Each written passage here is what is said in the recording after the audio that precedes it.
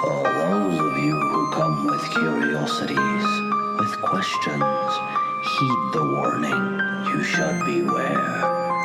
For those of you who come in search of fright and scares, fear not, for there are plenty to share. Now as the feeling trickles down your spine, and your heart begins to race and your mind resides, close your eyes, step forth, and embrace the chill, as the wind dies down and the air grows still. Now you find yourself at the gate, and you realize there's no escape. Once you've crossed the domain, you found yourself playing a creeper's game. Let yourself sink, the time is just right, for there's a lesson to learn in Ghoul School tonight. Welcome to Ghoul School with us.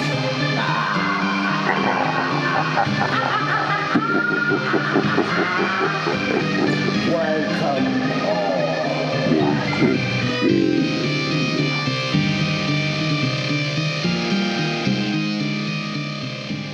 You feeling spooky yet, RJ? I'm always spooked up. You know that. Yeah, but did you find it gets a little bit more intense during this time of year? During this time of year or during this time of the month? You feel the hot breath of a supernatural predator breathing down your neck? I get that every Wednesday. Yeah, but I mean, this time of year, it's like, hey, buddy, when do you want to watch more movies? Yeah, I do get that. I get this strange thing where there's this person this entity, I should say, who notoriously doesn't watch movies at all, and then decides to watch movies during the month of October, and then she tries to, critique my movie watching ability. Mm-hmm. It's I'm gonna come right out and say it. It is downright abhorrent, is the word Tony Soprano would use. Abhorrent? Abhorrent, like that. I see. Yeah, that's how he says it in the show. Okay. Okay. Yeah, I'm doing my best. I'm averaging at least one a day, which I think is, the best that you can shoot for. Is it though? Most days? Is it the best? I mean, as like a regular person who has like a regular job and responsibilities and things like that, it's probably enough. It's probably enough. I know some people could maybe do better. Some people could do worse. I think I'm right in the average. Where there's a will, there's a way, RJ. I've heard other people say that, usually on trial, though. Mm-hmm. Yeah, where do you fit into that category? Have you been tried for your crimes yet, or? Just on YouTube. Have we got any No. slick comments lately? No. No one cares. No one cares anymore. Not even on the Ghoul Schools. Especially on the Ghoul Schools. People don't find anything attractive about that package. Well, eventually maybe it'll just turn to dust. Like the May endeavor, Mm-hmm. Who knows if that'll ever happen again. Yeah, I mean, that's 7 months away or something like that? Allegedly. Allegedly. If any of us are here at that time. My God. And I don't mean metaphorically. I mean... Truly, we might not be alive at that point. So... But hey, best summer ever. Best summer ever. It's still going strong. Did you... Yeah. Fall, baby. It's fall. It is fall. And actually, Who gives a shit about that summer crap? That's true. And we actually very rarely, this is a real fall. We don't usually get to experience fall like this. This is true. Usually we're already ass deep in snow. Mm-hmm. And then you're like, man, this sucks. It went from summer to winter and we didn't get a fall at all. Well, I feel like that tide will turn post haste, I believe, this very weekend for all those little trick or treators. Allegedly. Yeah, allegedly. That is the shit, though. And we've talked about it before, where you have a really smoking costume and you got to wear your winter coat over top of it. And then everyone's like, oh, you are a coat for Halloween. That's cool, little boy. And you go, oh. Sucks living up here. Well, look at that. We'll be a single-digit high. For Halloween? Yeah. So some of the braver kids could maybe go without coats, but if I was a parent, I'd coat that kid up. Absolutely. Are you going to be doing the candy slide again? I don't know. We haven't decided. We were really split. We're like, should we do that? Should we just answer the door but have masks on? Are you saying is it a house divided? No, we are going to make a joint decision on this said matter. Yeah. There'll be a committee struck. Will it be struck? Yeah, we will have a vote, and there's how robust of a solution are we talking about here? The final solution. What? The final solution. Oh dear. That's a term people use when they say that they've settled their discourse, right? That's not used any other way, is it? Well, you should definitely Google search that when you're at work tomorrow. The final solution? I highly recommend it. Oh, on my company's Wi-Fi? Yep. Oh, okay. What if I have your Wi-Fi? What if I drive to your house and just use the Wi-Fi real quick? Yeah. Would that be okay? What are we talking about? I don't know. What are you talking about? Oh yeah. Yeah, we actually have. I think you were talking about your war on Halloween. I think that's what we were discussing. Well, I'm still not over the war on Christmas. What about the war on knives? Has anyone ever been against knives? That's what I've heard. That's what I heard. People are trying to get rid of knives now? Well, they're going to try to get rid of everything. Knives, fun. Fun? Yeah. Hey, were you part of those rallies downtown 2 days ago? They're trying to get rid of freedoms. Actually, so but they all want tyranny. They do want tyranny. You know what we had in our our staff company parking lot today? Every vehicle had a flyer, and it said, what else is the government not telling us? Lockdowns. And when you opened it up, there was an option to donate to the cause. Jarrett. That's the grift, eh? Yeah. So the donation was surprising to me. When I saw that, I immediately threw mine in the trash. But up till that point, it had your attention. No, someone else actually read it and was like, "Did you see they're trying to get donations?" And I was like, I threw that shit out immediately. I was like, the person who was handling those probably had some sort of disease. Obviously, RJ, you just posted on Instagram because I noticed that we're being flooded by the spam bots. By the spam bots telling us to DM. Okay, honest to God, half of our social media presence right now is me just blocking and reporting spam on every single thing I post. It's probably closer to 90%. It is 90% because you guys only see the ones that I don't actually block, because usually I stay on here and I block and I block and I block, and then that's enough. But sometimes if I'm not right on top of it, they stack. We've been averaging 4 to 5 of these spam bots on a post. 4 to 5. Yeah, is what I would say. This is some great Halloween conversation we're having. All the spam bots are Halloween based. So Candies of Halloween, 4 million followers, they said. The House of Halloween would also like us to donate. Or to DM, sorry, not donate. Okay, so what kind of spooky stuff do you got going on? Do you have any Halloween decorations outside? I do not. No? Not even a pumpkin? Not even a pumpkin. Not even a rogue pumpkin? Not even one rogue pumpkin. What about you? We got some pumpkins, and are these pumpkins carved? No. They're just pumpkins. Just pumpkins. So someone could snatch one up and go make pumpkin pie from the guts. I mean, you could do that with a carved pumpkin also, if you really wanted to. But you're supplying the pumpkin. You've left it out there. Well, I mean, a lot of people supply pumpkins. A nice. Well, you got one. You got 2. Well, I got. Can I use your? 3. The question is, can I use your garbage can afterwards? One time someone did use our garbage can. I'm aware. It was pretty gross. I'm aware. Someone was messing with our can, and then it just showed up one day. City of Creepsville brought it back. Mm-hmm. Yeah, and I said, "Good for you, bud." Well, RJ, yeah. I know you've been interested in becoming a homeowner, but have you ever considered building a home? Yeah. Some people are like, "Would you build a home?" And I said, "Not on your life would I ever fuck around with that. That sounds like my absolute nightmare. Well, speaking of absolute nightmares, houses Oh. being built in Uh-huh. October. I watched 2 films. They're part of a series. It's What kind of called series? The Houses October Built 1 and 2.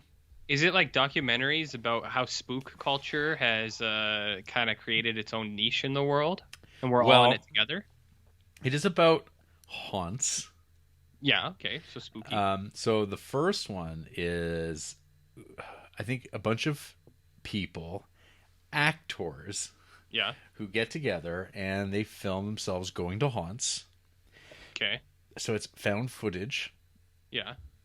but then they run afoul of haunt carnies.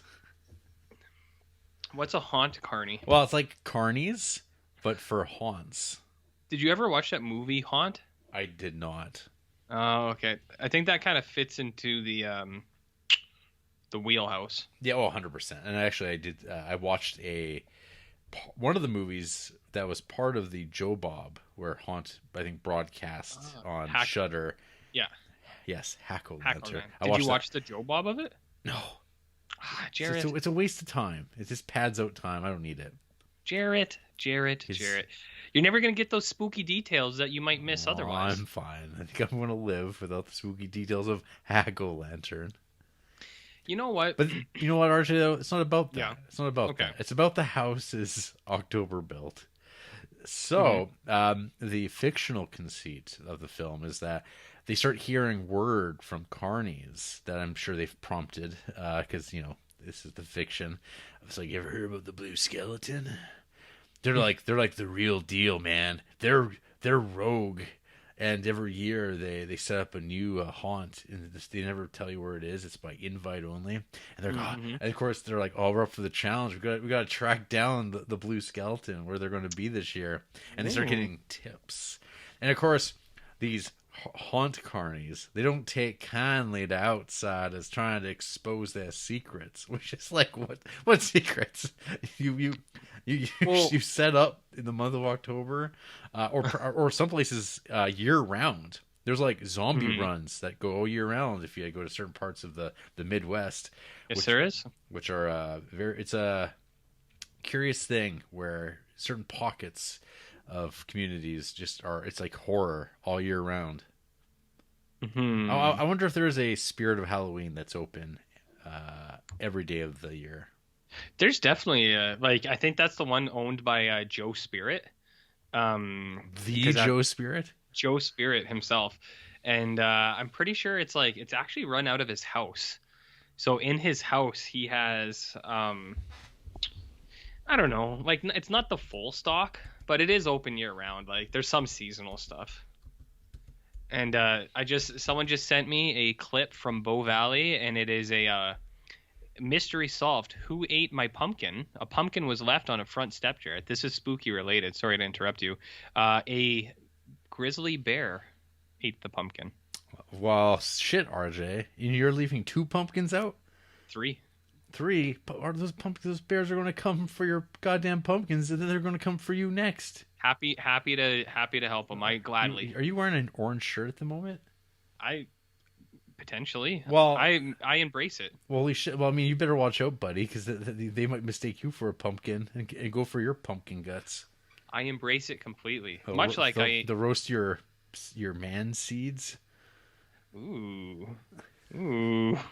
So tell me more about the man seeds in the houses that October The man built. seeds. Yes, the man seeds. So you get to see some bad actors that are like, whatever. They're just people having conversations that are just endless and back and forth, and they're driving around in an RV, and eventually they get to they get cornered by violent haunt carnies. They start shooting. You're a fan of haunt carnies, right? I'm a big fan. Well, see, you definitely should watch that haunt movie, because I think it's pretty much got everything you're looking for. Right. There's some pretty cool footage of legit haunts.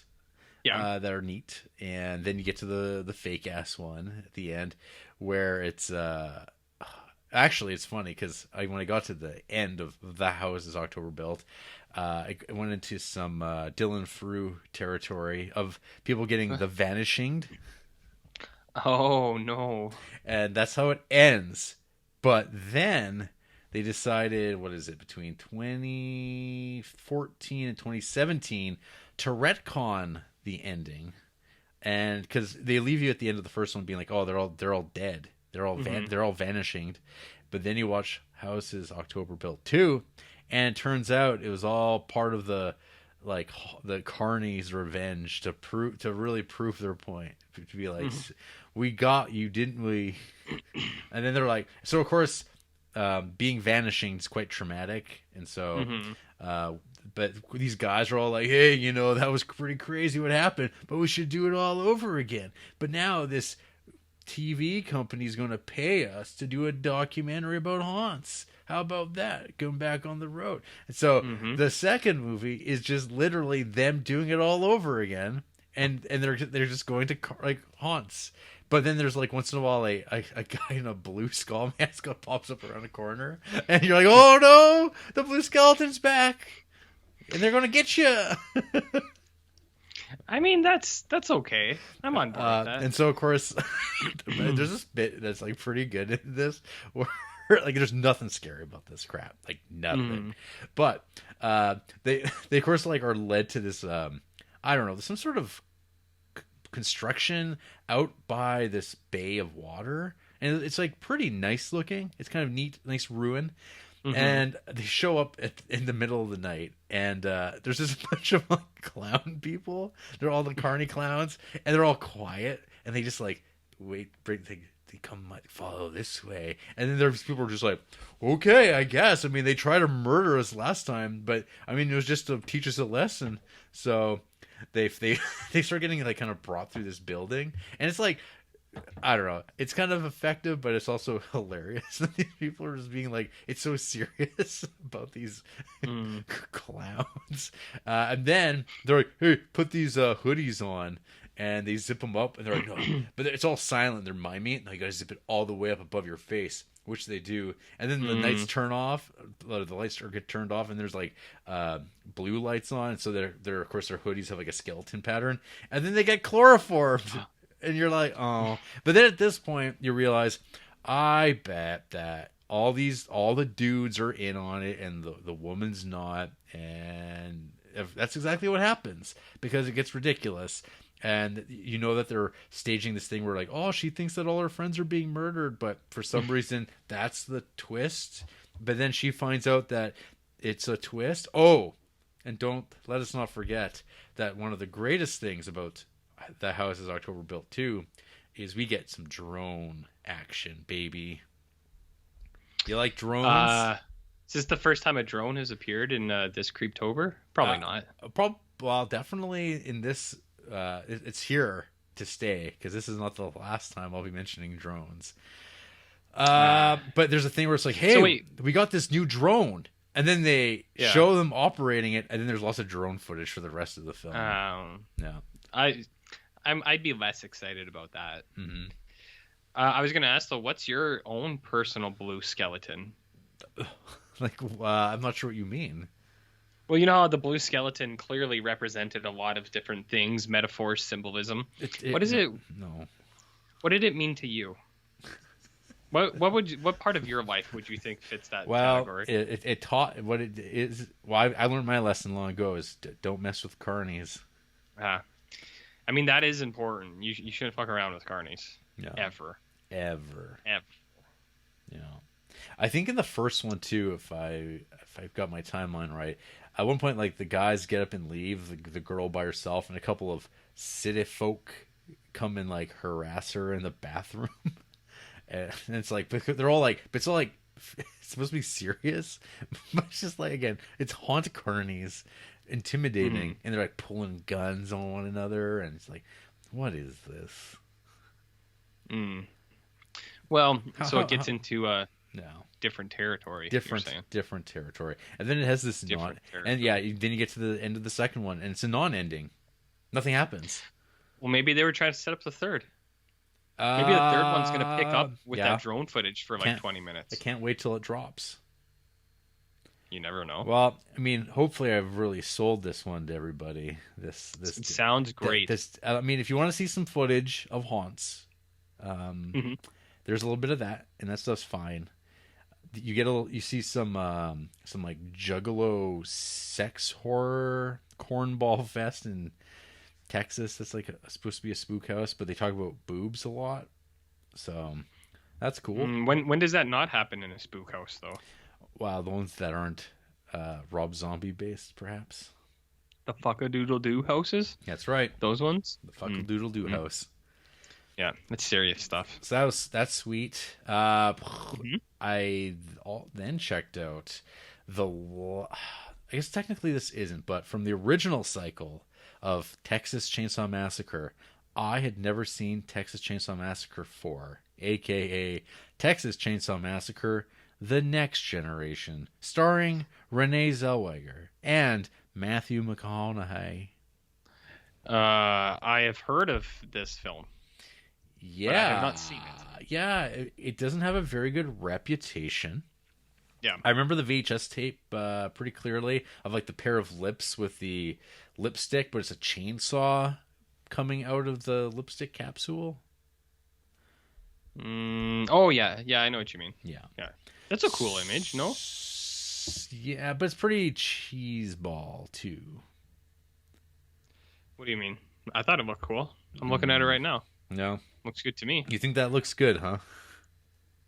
Well, I mean, it's not like... What is good, you know? So, but then there's another It's okay. poster. There's the one that is on the Letterboxd, which is with the like lady Leatherface. Oh, okay, wait.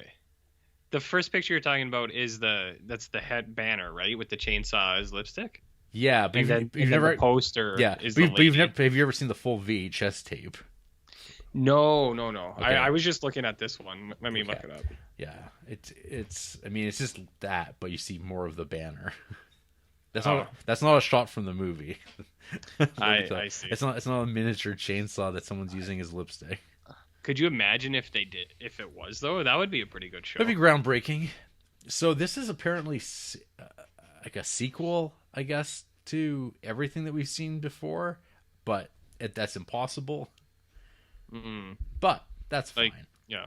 But they definitely try to replicate the farmhouse, which I think they do a pretty good job of. It looks pretty spot on.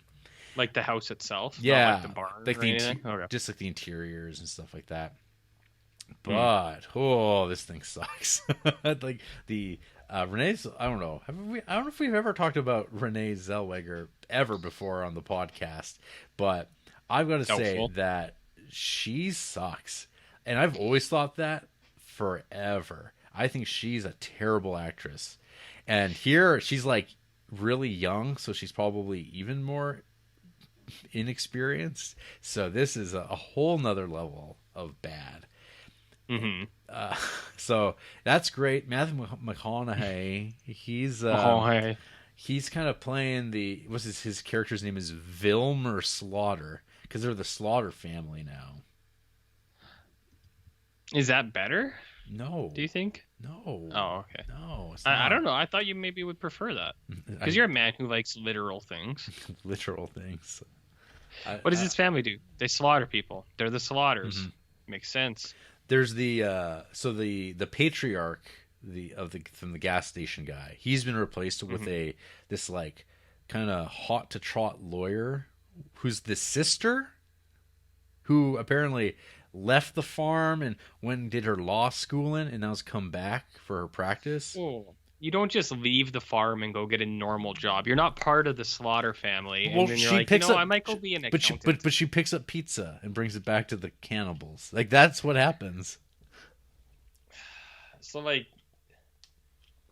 no, it's not no one would have a normal job unless it was like the guy who worked in like a slaughterhouse, and like, you know, the obvious connection there, and he was like the guy who just like swept up stuff afterwards. I think that's the only believable job for a member of that family.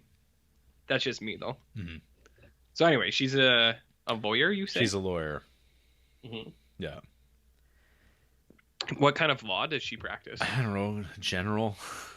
She's a. She's just I don't know. general I'm lawyer? not sure if she's a solicitor or a barrister. If that's what you're asking. Mm-hmm. Mm-hmm. Mm-hmm. Mm-hmm. Yep. But yeah, this. That is what. Yeah, this movie's Go ahead. terrible. So it lives up to its shitty reputation. Yeah, pretty much. It's just it's trying to be one of the greatest horror films ever made, and it's so badly directed. It's a mess. It's a first time director too. She never came back. I guess this movie ended. That's too bad. Maybe she worked in television after. Who knows? You should make a list of movies that are trying to be the best horror movies ever. Well, I don't know if this movie was trying to be, but it's definitely trying to replicate. And it's messing with perfection, and that just brings attention you don't want on yourself. Yeah, that's fair. It highlights your faults way too much. And I got a lot of those. You do. A lot of those. But does it have as many faults as Insidious Chapter 2? I don't know. I think that movie tried to do stuff, but wasn't super successful. Was this the first time you've seen it? I had never seen 2. I saw 1 back in like 2012. Mm-hmm. And I liked it, but I just never got around to watching the subsequent chapters. And it seems like 3 and 4 have nothing to do with the original story, other than it's got what's her name, Mrs. Neuterborn. Mrs. Who? Neuterborn from Dumb and Dumber. Mm. Lynn Shay. Oh yeah. And the landlady from Kingpin. Yeah. Okay. Yeah. She kind of had one of those Barbara Crampton style resurgences.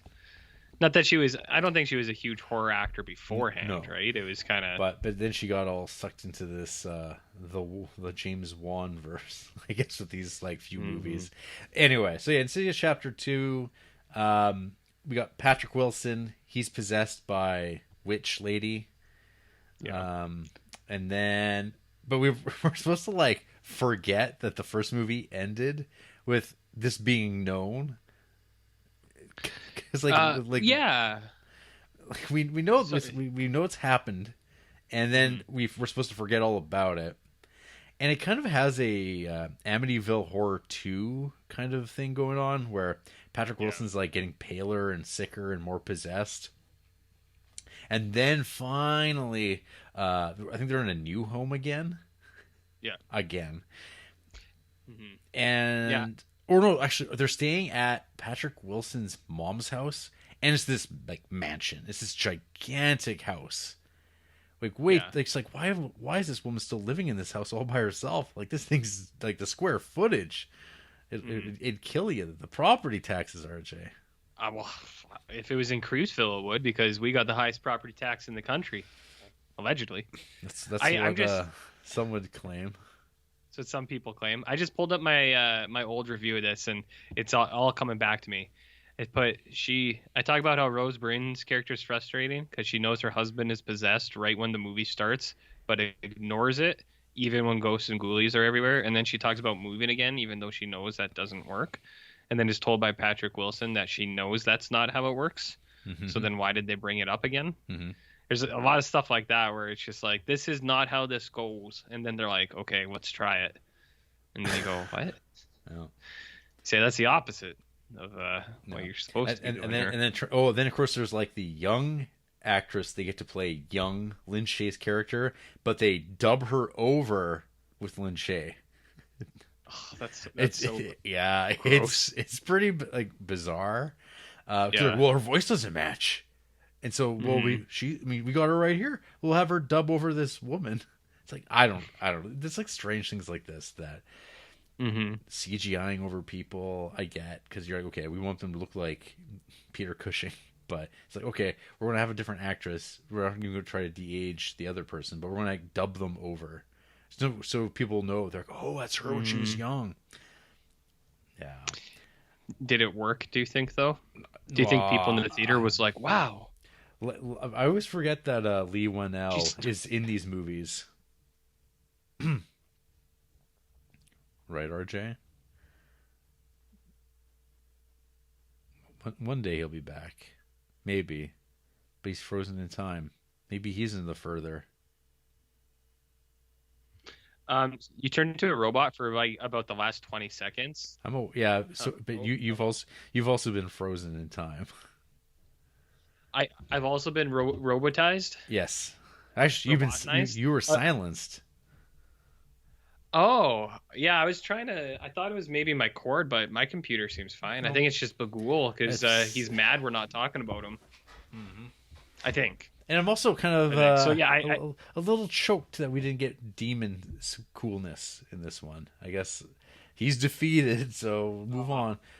Let's get rid of that, the best part of the first movie, and serve up some standard fare. Did they defeat him though, or nah? He didn't get the little boy.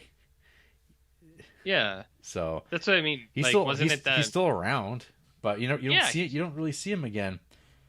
He should be out there doing stuff, I would imagine. Probably. He's got some schemes going on.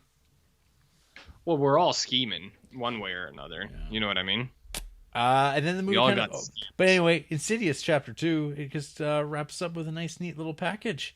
But then it's like, but Lynn Shay's going to have further adventures because she's going to hang out with the Ghostbusters. Before we got disconnected, I was saying I forgot that Lee Wanell was is Ghostbuster 1. Yeah, that's the guy who did Saw, right? And Invisible Man. And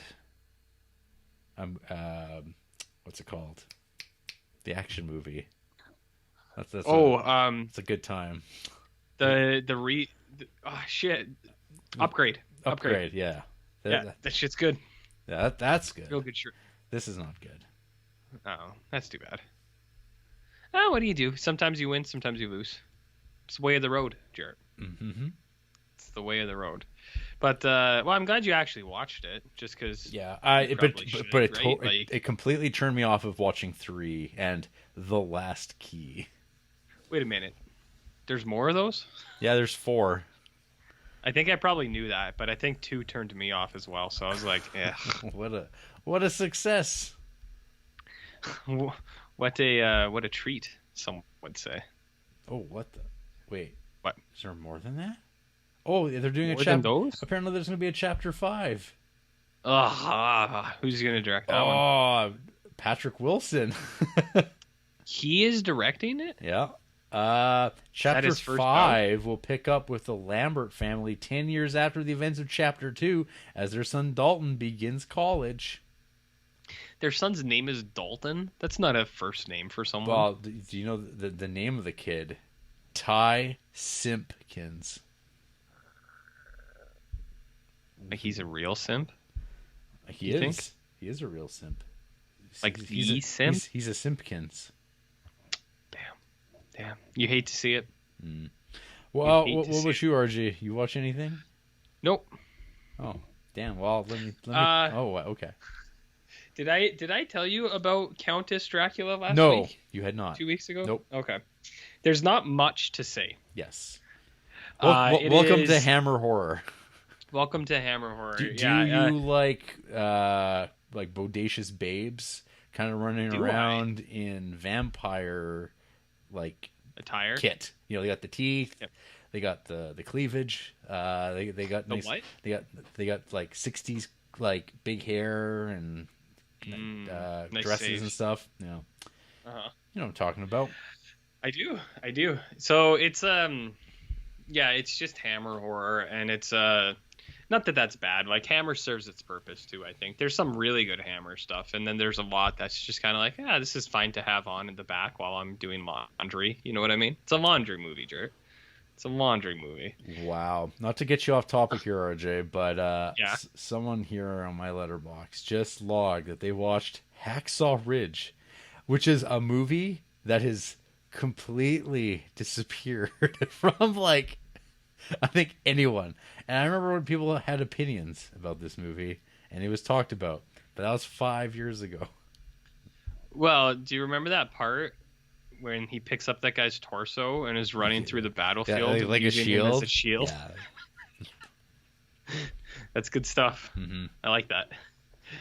Yeah, so that's a horror movie. Spooky as it is. What were we talking about? Oh yeah, Countess Dracula. So this one's kind of based on like, I think history a little bit. Like, wasn't there an old? Is it like a? Was it a? Is it like a Bathory? Yeah, like whatever that queen was who bathed in like virgin blood to try to become younger. That's the one. Yeah, so it's similar to that, except this Dracula lady is consuming the blood to become younger. So it's kind of like, I like the idea, but in terms of the Hammer era stuff, this one's not super entertaining. It's pretty boring. Even I think the premise is cool, but the whole time I was kind of like, I'm bored. I'm bored. This is boring. You know what I mean, Jer? Well, yeah, my review from October 1st, 2017, 3 stars. At this point, I'm just kind of, okay, fine. On Hammer films, anytime I watch one, I feel like I'm just going through the motions. They are exactly what they are. High praise. Yep. Like, that's it. I agree. Yeah, there's not a lot of variance. More often than not, you're looking at, they're comfortable to watch. You pop them on, you could probably do something else. They will transpire. The beats are all there. There's a pretty figured out formula. Yeah, there is a formula, much like the other movie I watched. No, actually, that didn't really have a formula, but yeah, that is just like Hammer in general, right? Like we said, there's some really good Hammer out there, but there's some Hammer that's not as. I wouldn't even. So much this movie. I don't even know if I'd go as far as saying there's really good Hammer. I think there's. What about The Devil Rides Out? Yeah, there's 2 out of like 80 movies. So I do actually enjoy some of the Christopher Lee Draculas. Like, what's that one I really like? The first one's the best. Like the original first one's one. Good. And I think I actually like this. I think it's Dracula 1972 AD or something. I think it's terrible. I can't remember. There's one of those Draculas that I actually kind of like. I'm like, oh yeah, this is fun. Yeah. Terrible's maybe strong. It's forgettable. It's very slow. What about the Hammer Mummy? That's not bad. It's been so long since I've seen it. I think I remember saying it was good, but I don't know if there's any great. I don't think any of the Frankenstein ones are particularly good, as I'll discuss shortly. But what about Horror Express? Is that a Hammer film by Eugenio Martin? Hammer adjacent? Is that adjacent? I think it's the other guys like Tygon or something like that. Tygon. I think it's good. Is City of the Dead Horror Hotel Hammer? No, it isn't. No? That's better than basically all of them. Yeah. I'm trying to figure out who Horror Express is from. It is my favorite, Benmar Productions. Man, we were just talking about Benmar like not even 10 minutes ago. It's crazy. I know. Not on podcast before we started recording, right, of course. Yeah.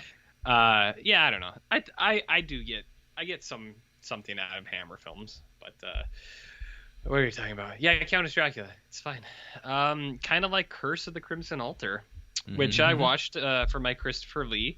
It also had Boris Karloff in it. Jared, you remember him? I remember him. That guy? Yep. He's pretty old in this thing. Pretty old. Yeah. So here's the tagline for this, Jared. Come face to face with naked fear on the altar of evil. Does that sound interesting? Yeah, I've seen this.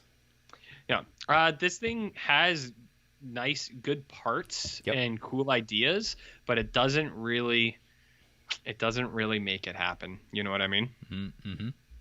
You got some witchcraft, some occultism, some sacrificing. You got a lot of guys in like S&M leather outfits just kind of walking around lifting weights and stuff like that. And you're like, that's cool.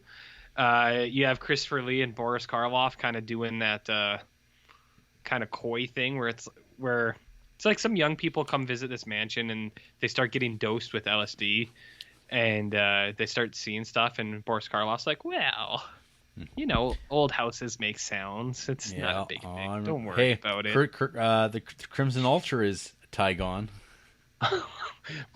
It's like they can't lose. So you watched 2 stuffy British horror films from the 60s. Yeah, I did. And I watched them on what day was? I guess Countess Dracula 71, so it's late in the Hammer cycle of horror. In the game, yeah. I mean, there's a point you got to watch some of these movies too. You know, you gotta once in a while you might find a good one. Okay, so I mean, this is worth $5 on Blu-ray. Like if you go to a Kino sale, and you see this thing for $5, buy it. It'll be fine. You might never watch it again. You might watch it twice in your whole time. That's fine. You got a good deal. I don't know if it does. No, or just stream it, or just stream this thing.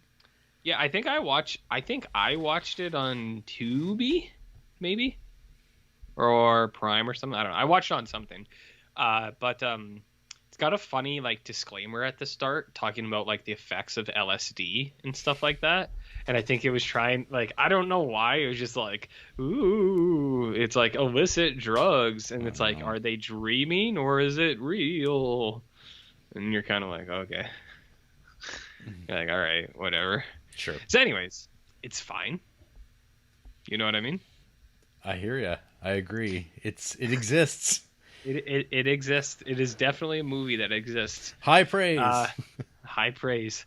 Do you want me to do another one, or do you want to take it back over? You have many to talk about. I do, but you can tell me about Scream of the Wolf.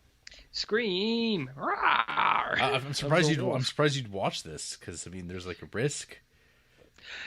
There is. This movie actually has something of an anti-hunting agenda, just slightly. Okay. This is another pretty stiff 70s film. So I watched this on YouTube, and I'm not going to lie to you, Jarrett. The quality was quite poor. Quite poor. I didn't know this was Dan Curtis. It is Dan Curtis, and that's why I watched it, because I can't remember when we were talking about Dan Curtis in the last year.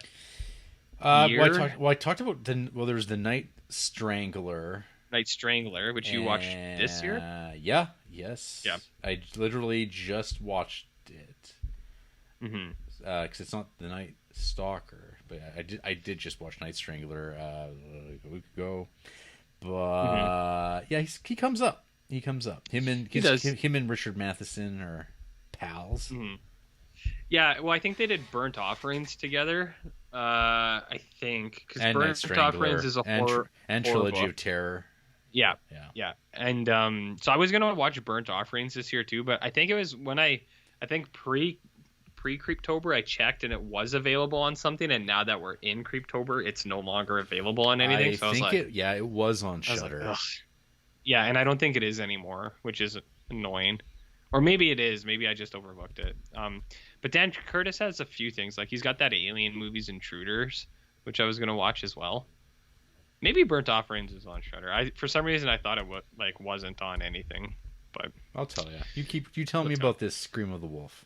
Okay, here's your synopsis from Letterboxd. A big game hunter comes out of retirement to help track down a killer wolf, and begins to suspect that it isn't a wolf, but an animal that can take human form. Oh damn. This stars your, I think, sexual icon Peter Graves. You remember him from Men in Black 2. Well, I mean, if you were talking Adam's about Family Values, if you were talking about Burnt Offerings, which is not available apparently anywhere now, if you were going to say Oliver Reed, I mean, that'd be a different story. Well, that was why I wanted to watch Burnt Offerings as well, was for Oliver Reed, but not the case. Not the case. But we got another pretty handsome American man called Clint Walker in this thing. He looks all-American, Jarrett. He looks like the definition of all-American. And he was in Small Soldiers. You know that movie that I like a lot? As Nick Nitro. That's pretty cool. And Dirty Dozen. And the Ten Commandments. And Killdozer. Have you seen Killdozer? Yeah, I watched it last year, I thought. Yeah. Oh. I couldn't tell or not. Is it good? No, it's terrible. It's really fucking boring. It's really boring. Yeah, there must be something to there's so much potential, and it's just not there. How does one fuck up Killdozer? I don't know, man. I gotta tell you, People it's no killer sofa. That's all I can say. Few things are. So I watched this movie called Screaming the Wolf, Jared. As I said, it was pretty poor quality. But there is a series of killings in town, and they kind of suspect wolves. And this is like the second of 3 werewolf movies I watched this month that they all have the exact same layout. There's like deaths, and people are like, that ain't no man who done that. That's an animal. And you go, okay. But then they'll find like, it'll be like a finger, but with like lots of hair on it. And they go, there's more at play here than we thought. So it's like stuff like that. This actually, as far as I could tell, this doesn't even have like actual wolves in it. So like, I knew it was a risk going into it. But there isn't really any wolves in it. And then it's really just about 2 guys flirting with each other. And like, because one guy's like the cop and one guy's like a big hunter guy. And it's actually kind of funny. Like, so this movie came out in 1974. And this guy's talking in a bar about like hunting. And another guy, like a woke guy, comes up to him. And he's just like, he like confronts him. He's like, what do you get out of hunting? What do you get out of it? And he's like, can't you, like, he like says all this stuff that you'd hear people like to currently kind of talk about this. And I was like, damn, for the 70s, I was like, pretty crazy. But then this big guy kind of looks at him. He's like, if you want to see why I enjoy hunting, why don't you come outside with me? And then everyone goes, oh, it's like he was going to kill him. That's spooky. So anyways, you think it's one guy, but I'm going to tell you a spoiler here, Jarrett. It's the other guy. Oh, damn. You weren't expecting that, were you? Holy crap. You think it's the one guy, but it turns out to be the other guy. And then you go, oh, dear. I can only imagine seeing this. I don't know. Was this a TV movie or is this a theatrical release? It's 100% a TV movie. Okay. Yeah, I should I don't know if I have a take for that or not, but yeah, TV movie, poor quality. I don't think, even if they fixed up the of this, like they gave it some pixels. Yeah, I don't think that's gonna do much for you. I'd say this is one of those movies you have a little nap during. You just kind of close your eyes and after a turkey dinner. Yeah. It's one of those movies, you know, you kind of just drift back in your chair a little bit and you go, I'm here, I'm watching, I'm listening, but you're really kind of fading away. Well, I think that's a new tag that needs to come here from this is sleep aid. Sleep aid? Yeah. Yeah, I can update that here. I think it would take some work to go back to accurately put that on. To get them all, yeah. So I got sleep aid. What else did I just describe this movie as? Fuck, I can't remember. See, look, I just talked about this movie. An animal didn't do it.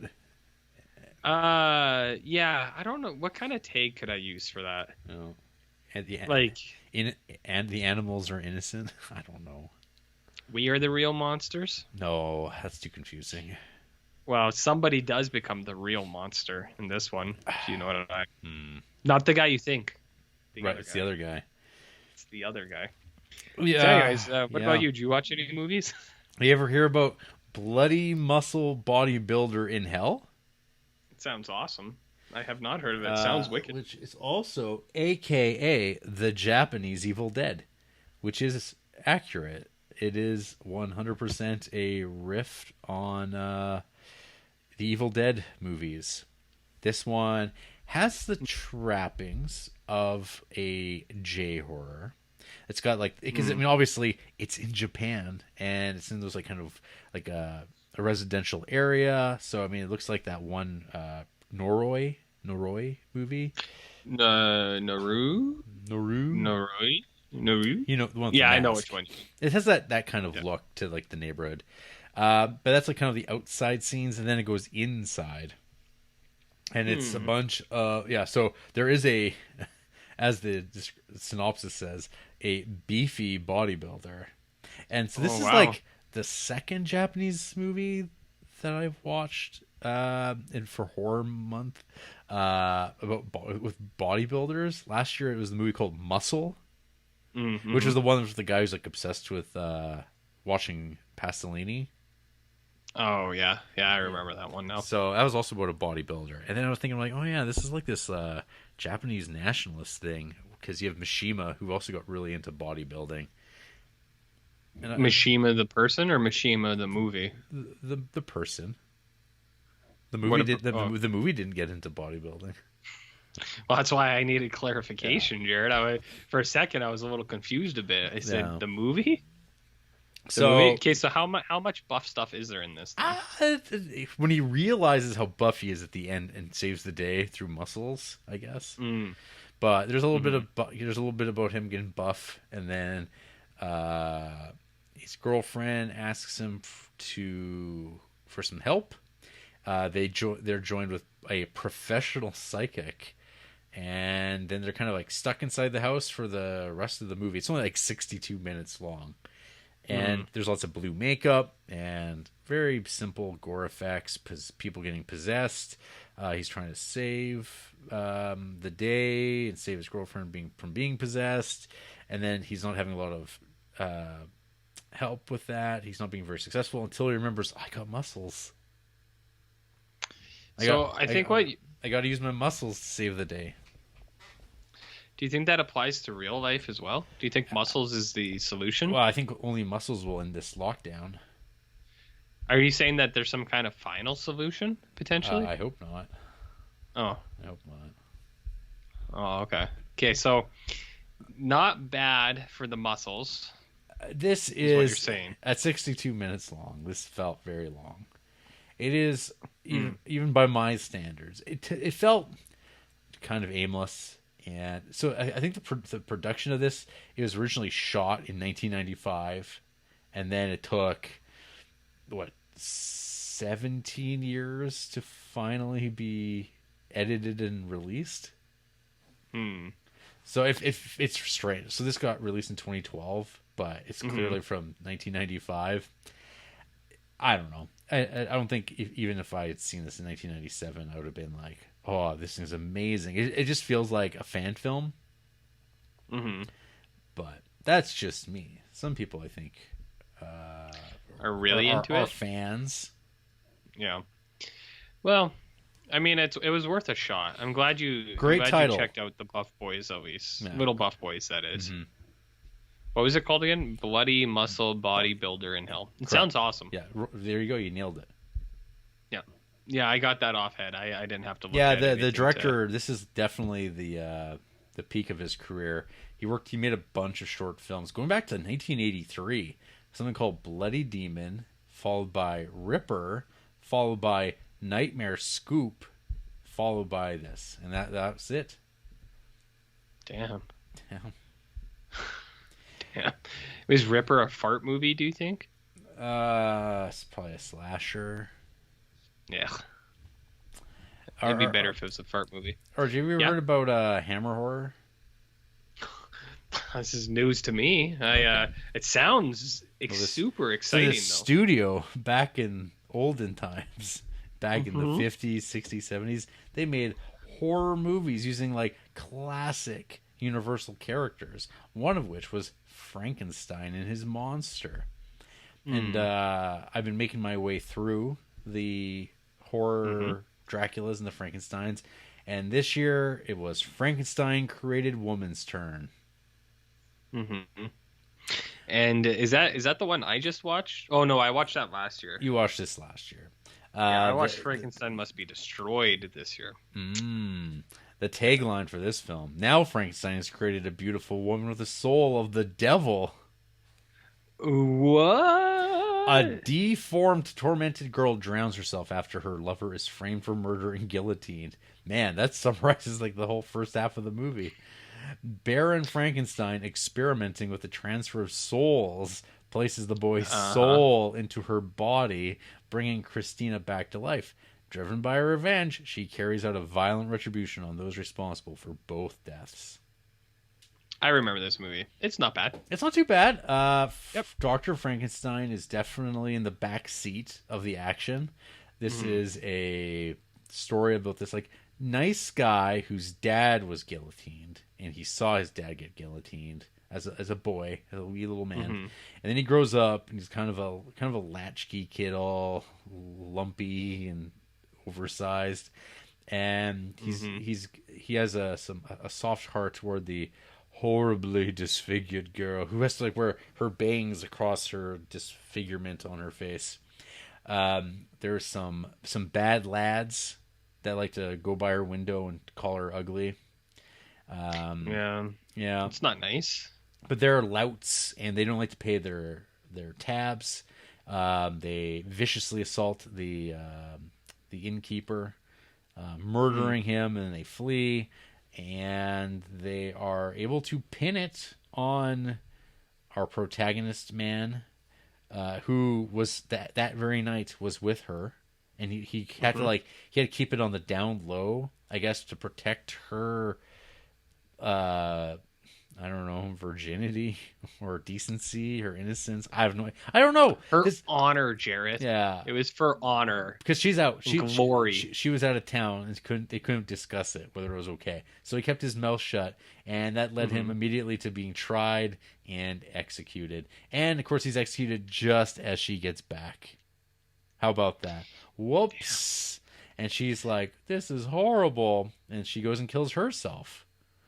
And of course, Frankenstein. He's like, "Oh, I can use these fresh bodies as long as because there's a lot of like some soul talk, and there's some like bleeping souls that are like caught in like glass and stuff like that." He's like, "Yeah, I gotta get that body, but it's got to be happening within the hour so I can harvest the soul," which he does. And then he's like, "Grab the girl's body too, and then I can put his soul into her body, and now she's gonna be like a whole different person." And now she's all sexified. It's like, oh, she's what, Jarrett? She's all sexified. She's cured of her deformity. I can't believe it. And so she's back and better than ever. But now she's like going to get revenge on these guys that led to everyone's death. And then the movie has this real like dark ending. And Frankenstein goes, "Well, I did my best," and just walks away. Is how he responds in every one of these movies? Well, he goes, I tried. Well, sometimes he actually gets executed, but then it's a fake out. Yes. Because he's like, "Actually, I replaced myself with a guy who looked vaguely like me, and nobody noticed." Classic Frankenstein move. Oh, vintage Frankenstein. So if he's not fake out killed, he does He's always just kind of like, oh well, and then he just kind of leaves, you know. So this movie doesn't really have a Frankenstein in it, a Frankenstein monster. Well, Frankenstein is there. Well, the monster is woman. Yes, Frankenstein created woman. Is what? But it's not like a woman. There's no stitches and like bolts and big furry coats and big boots and tall heads. Nothing. No. This one's all about the soul, Jarrett. You know about souls? Yeah, and holes. And what? Next up would be Frankenstein Must Be Destroyed. Yes. But I haven't seen that yet. And that's what I watched this year. Ooh. Get ready for rape. Uh-oh. You know what I mean? Uh-oh. So what else you watch? You watch any movies this month? I watched a little film called Darkness, a.k.a. Leaf Jonker's Darkness. With a tagline. That doesn't sound like a real thing. That sounds exactly like a real person's name. With what tagline? Even the dead will scream. Is that true, though? A small community is besieged by vampires. After he watches friends ravaged in a convenience store, a lone avenger goes off to do battle with the undead, armed with a shotgun, chainsaw, and holy water. Later, he finds other survivors, and they try to stay alive long enough to do battle with Liven, king of the vampires. So this little film, the little film that could, was made by a bunch of friends, like basically teenagers, like 20-somethings, who just love fucking horror movies. They really like near dark and violent horror movies, and they're like, we got to do this. We got to make our own type of movie. And they did. There's a lot of tests. You know, they did something called Ghost Carol from 1983.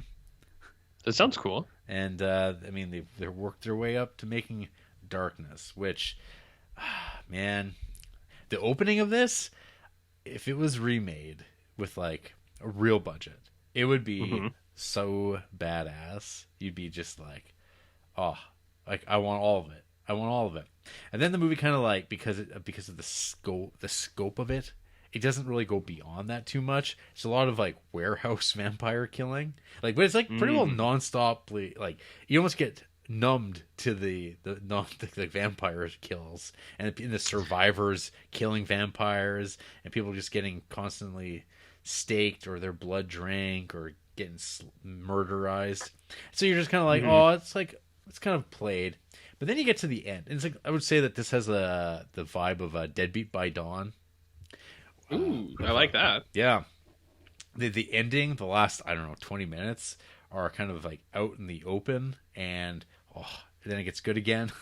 It's like, the screenshots. This thing is so screenshotable. And yet you didn't send me a single one. I had to use Worm Boy for our thing today. Are you going to complain about Worm Boy? No, Worm Boy's cool. I like Worm Boy. Okay, good. But yeah, I mean, anyways, so this is cool. I think it's supposed to come out on Blu-ray one of these days. Someone's been threatening to release this. It just hasn't come out yet.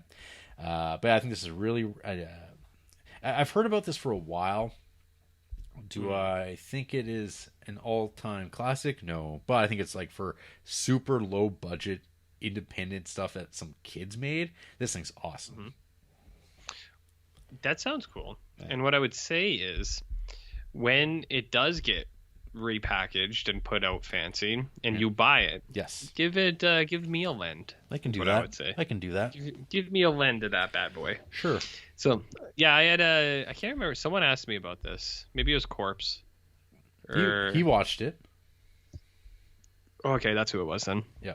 Yeah. So your 4-star films drew attention because people went, "What's this now?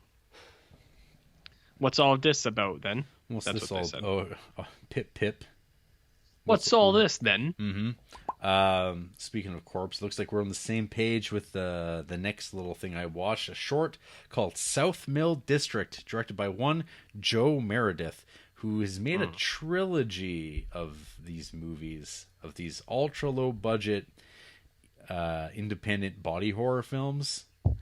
The synopsis, because this is only 25 minutes long, where the line between human and alien is blurred.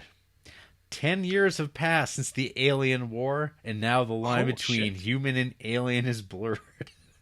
The film follows two vagrants who were once subjects of a dangerous experiment involving the assimilation of alien and human DNA. This all sounds pretty good. It's not. I believe it stars our director, Joe Meredith, who does some voiceover work. This is very low budgety. If you looked up what his other films that are part of this trilogy, there's Terratomorph, which has got a pretty cool looking poster, followed by Variant, which also has a cool looking poster. Lots of like two-headed skeleton things.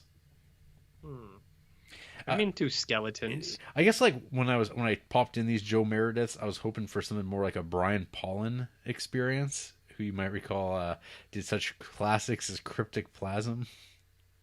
Oh, I remember Cryptic Plasm. Of course. And I remember you talking about it. Remember Fetus? Blood Pig? Classic. Oh. I am aware of those films only because of you. Yeah. Unfortunately. Yeah. So these are just based on South Mill District. He is no Brian Pollan. I have heard though Brian Pollan is working on something, so maybe by next year it'll be prepared for me to talk about and for you to hear all about it. We'll see. We'll see. You're a little robot-y, but I think we can try for you to keep going. Okay, well, we'll see, I guess. Little robot-y. I'll give you one more, then hand it up to you. I watched Damien, Omen 2. Sounds spooky. Have you ever seen these Omens? I've seen The Omen, but I haven't seen the subsequent Omens. Okay, so I've seen Are any of them any good? I've seen the original. It's there's some pretty good deaths in it, but on the whole, it is that kind of a post-Exorcist. Let's do religious horror, but man, is it? It feels like a very generic 70s studio movie. But I'd never seen 2 for some reason, but I did watch Omen 3 with Sam Elliott, and that movie's got one of the worst endings of all time, but it's got some pretty awesome like deaths before it gets to that point. Sam Neill's a pretty good Antichrist. Damien's the Antichrist. I don't know if you heard that. And so Damien, Omen 2, instead of Gregory Peck, it's William Hurt, who plays like the brother of Gregory Peck, who's like, well, I'm now taking care of my dead brother's son or adopted son, who's the Antichrist. But I don't know that yet. There's one death in this, though. Man, is it gruesome. It involves a scientist who is... I can't remember what he was trying to do. Something involving like a nuclear power plant, I think. And he's like, he knows something and he's trying to change something, this plan by Satanists, I believe. And of course, the devil's afoot. And he's taking this elevator down, and suddenly the elevator shaft goes crazy and it starts dropping him. And he lands at the bottom, and he's okay. It wasn't going fast enough to kill him, but one of the elevator cables snaps and just comes smashing through the elevator cart, and it cuts him in half. And so for like, I don't know, this like Fox movie from 1978, like you see the bottom of this man's cut in half torso, and it's like, holy crap! Because I think in Omen, the famous death, and that's the decapitation. This one, though. Yeah. Oh, sorry. Clearly, you can't hear me. Big time. So anyway, Damien Omen 2, it's there for the people who are into crows plucking out people's eyeballs. That's cool. I mean, I like that. I don't know. It seems like our bird. You just swat the bird away. But I guess if it's like the devil, maybe it's got devil powers, so it's harder to get rid of. Crows are pretty vindictive. But just one though. Yeah, I mean they're pretty big. Crows are bigger than you think. Like they're bigger than your head. Like if you couldn't move your arms, there's no way you could shake it off. Well, they absolutely could. Oh, so the person was awake and conscious, but didn't bother. They were out in the middle of a field walking around. Oh, and the bird just swoops down. Caw! Yeah, and gets him. It gets her real good, and then she wanders into the middle of the country road and gets smattered by a truck. Like a semi-truck. Helldozer? What was that movie called? Killdozer. Killdozer, like a killdozer, perhaps? Mm-hmm. Oh, I wish. Oh, if only. What would you, RJ? What have you been watching? Nothing. You think that one's ever gonna get old? I doubt it. What else did I watch here? Oh, Freeway, a Jarrett pick. Yeah. Potentially. It is. So we got Freeway here, which is a new telling of Little Red Riding Hood, Jarrett. From the director of Tiptoes. You know about Tiptoes, Jarrett? I recall. You know about Tiptoes? I see parts of Tiptoes in Freeway. So you've talked about this in previous years, so I won't go too much into it. But we got Reese Witherspoon. She's a Little Red Riding Hood. She's part of not a good family. With an attitude. She does have an attitude. So her mom's a sex worker, and she's cool with that. But her mom's boyfriend is kind of a piece of shit. He does a lot of drugs. He tries to, get her and stuff like that, and that's not good. So she's they're trying to remove her from her house. She starts hitchhiking. She meets Kiefer Sutherland, Jarrett, Canadian icon Kiefer Sutherland. And his name is Mr. Wolverton. And he is maybe not all that he appears. Bob Wolverton. Bob Wolverton. I'm going to send you a picture on Messenger too, out of something I saw at work not too long ago that I think is relevant to this. It's I'll send it to you as I talk. So he picks her up, and he seems like a nice guy. He seems pretty fun until Jarrett. He's not. Until he's not a nice guy. Until he's not very fun. He's kind of a mean guy, Jarrett. He's kind of a bully, kind of a big bad wolf, if you know what I mean. Do you know what I mean, Jarrett? Mm-hmm. So she takes him out, and then the movie kind of takes a turn where she takes him out, and then she is arrested for, what is it? What's she arrested for? Attempted murder? I couldn't find the thing. I'll send it to you later. Yeah, attempted murder. She shoots him like 100 times, and he's all deformed. So they arrest her, and they're trying to try her. And but he's not dead. No, he lives miraculously. There's a court scene. There's a court scene. The hospital scene's pretty funny as well because he won't die, and they're like, this man shouldn't be alive, and it's like, yeah, this guy probably shouldn't be alive. That sucks. Well, because he's the I-5 killer. He is a serial killer. Yes. So what you find out, what Reese Witherspoon learns is that yes, he is in fact a killer. And that's why she kills him, but no one believes her, Jarrett, because they think she's just crying wolf. See what I did there? Mm-hmm. Crying wolf. So. And who's Kiefer Sutherland's wife? Is it Brooke Shields? It is. Yeah, Brooke Shields is in there. There's a lot of people in this actually. Who else we got? Wolfgang Bodison. You know him? Oh, we know him. You know Wolfgang Bodison? Amanda Plummer. Dan Hedaya. Brittany Murphy. Woodbine. You know Bookham Woodbine? He's Shocker in the Spider-Man movie. Whoa. You know the Shocker? And in this, he's Chopper. So I just sent you a picture on Skype of a thing I saw in a textbook not too long ago. There you go. They have successful acting careers, Jarrett. Yep. Successful. So anyways, what else happens in this thing? Reese Witherspoon goes to a juvenile detention facility where she runs into some tough young ladies. Tough young ladies. Oh, Brittany Murphy is in this, R.I.P. B-Murphs. And this is a pretty good show. Yeah. Pretty good show.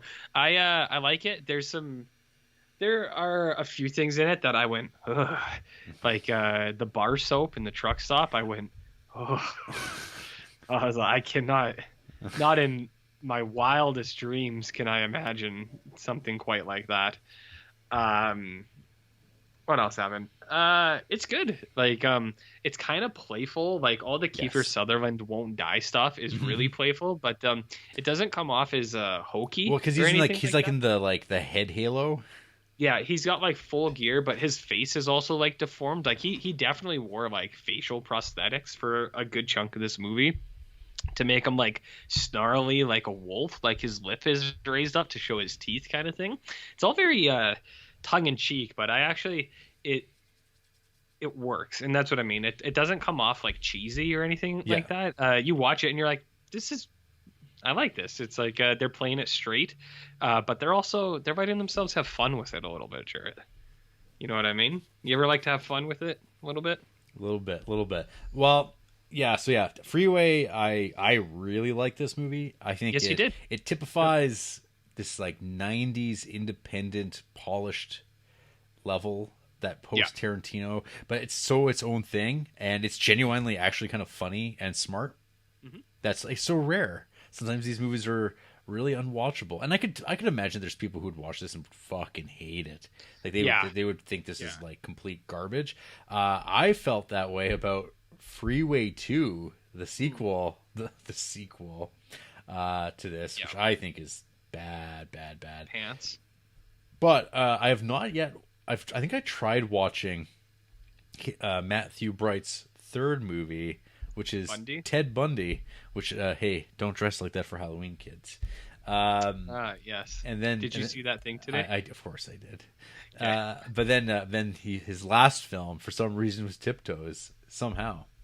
But so Matthew Bright, I think, is a really interesting dude because what else has he done? He worked with some Charles Band in his time. He wrote the movie Shrunken Heads, and he also wrote Dark Angel: The Ascent, probably the best film of like Full Moon's deal with. He Paramount. wrote Dark Angel? Yes. Oh, okay. I remember you talking pretty positively about that. He also wrote and was an actor in the movie Forbidden Zone, which is I know that one. That Richard Elfman movie. Yeah. Yeah, he seems like an interesting guy. And like I don't get me wrong. I like Freeway quite a bit. I do think you liked it a little bit more than me, but it's got good stuff. It's got, as you put, good kind of, it's that polished side of the 90s. They play it straight. It's got good jokes. It's got good horror stuff too. Like there's actually some good like violence in it. I think it's really funny how the one detective is super mean to people, and he's really mean to Brooke Shields, and the other guy's like, come on, and he's like, fuck her, and she goes upstairs and does some stuff, which I was like, that's I think what they call black comedy. Oh, dark comedy even. Uh-oh. You're fine. You still there, Chief? Yep. Oh, okay. But yeah, Matthew Bright or whatever, he seems like an interesting guy. Like I liked this, and then because I didn't actually realize he was the Tiptoes guy until after I watched this, because I was like, Freeway's good. I was like, I wonder what else this guy's done. And then I saw Tiptoes, and I went, oh my god. Yeah. But that's a whole different thing. Like Tiptoes is a different beast altogether. It really is. I don't know. It's a different beast. So you want me to tell you about some more? Yeah, shows? You watched Angel. Yeah. So this was on Joe Bob. Okay.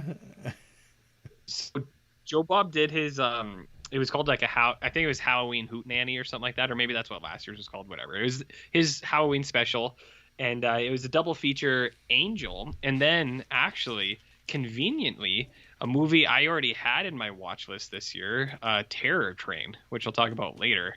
But when I saw Terror Train was in there, I was like, perfect. I was like, I already had it in my watch list. So this was on Joe Bob, and the reason was because Joe Bob had two guests. He had Criterion alumni David Gordon Green. Oh yeah. And he had famed movie producer Jason Blum. Oh, girl.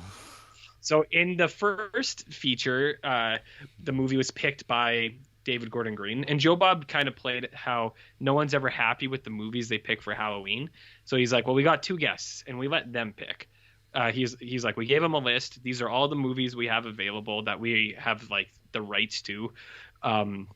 You can pick out of here. So David Gordon Green picked Angel, and then Jason Blum picked Terror Train, which I'm pretty sure Terror Train, Jason Blum didn't even talk about Terror Train at all, and I'll get there. I think he just picked it because Jamie Lee Curtis was in it, because this movie, or their appearance on this, was to promote Halloween Kills. Of course. Obviously. But during the Angel segment, David Gordon Green actually did talk about Angel. Like, it sounded like he actually had some input in the movie, and like he had a bit of back and forth with Joe Bob, which was nice. And he basically was just saying like he watched Angel when he was a little kid, like around the same time he watched Halloween, and he said Angel always kind of stuck out to him as like a weird movie that like he always remembered. So have you seen Angel? RJ, you should look at my review.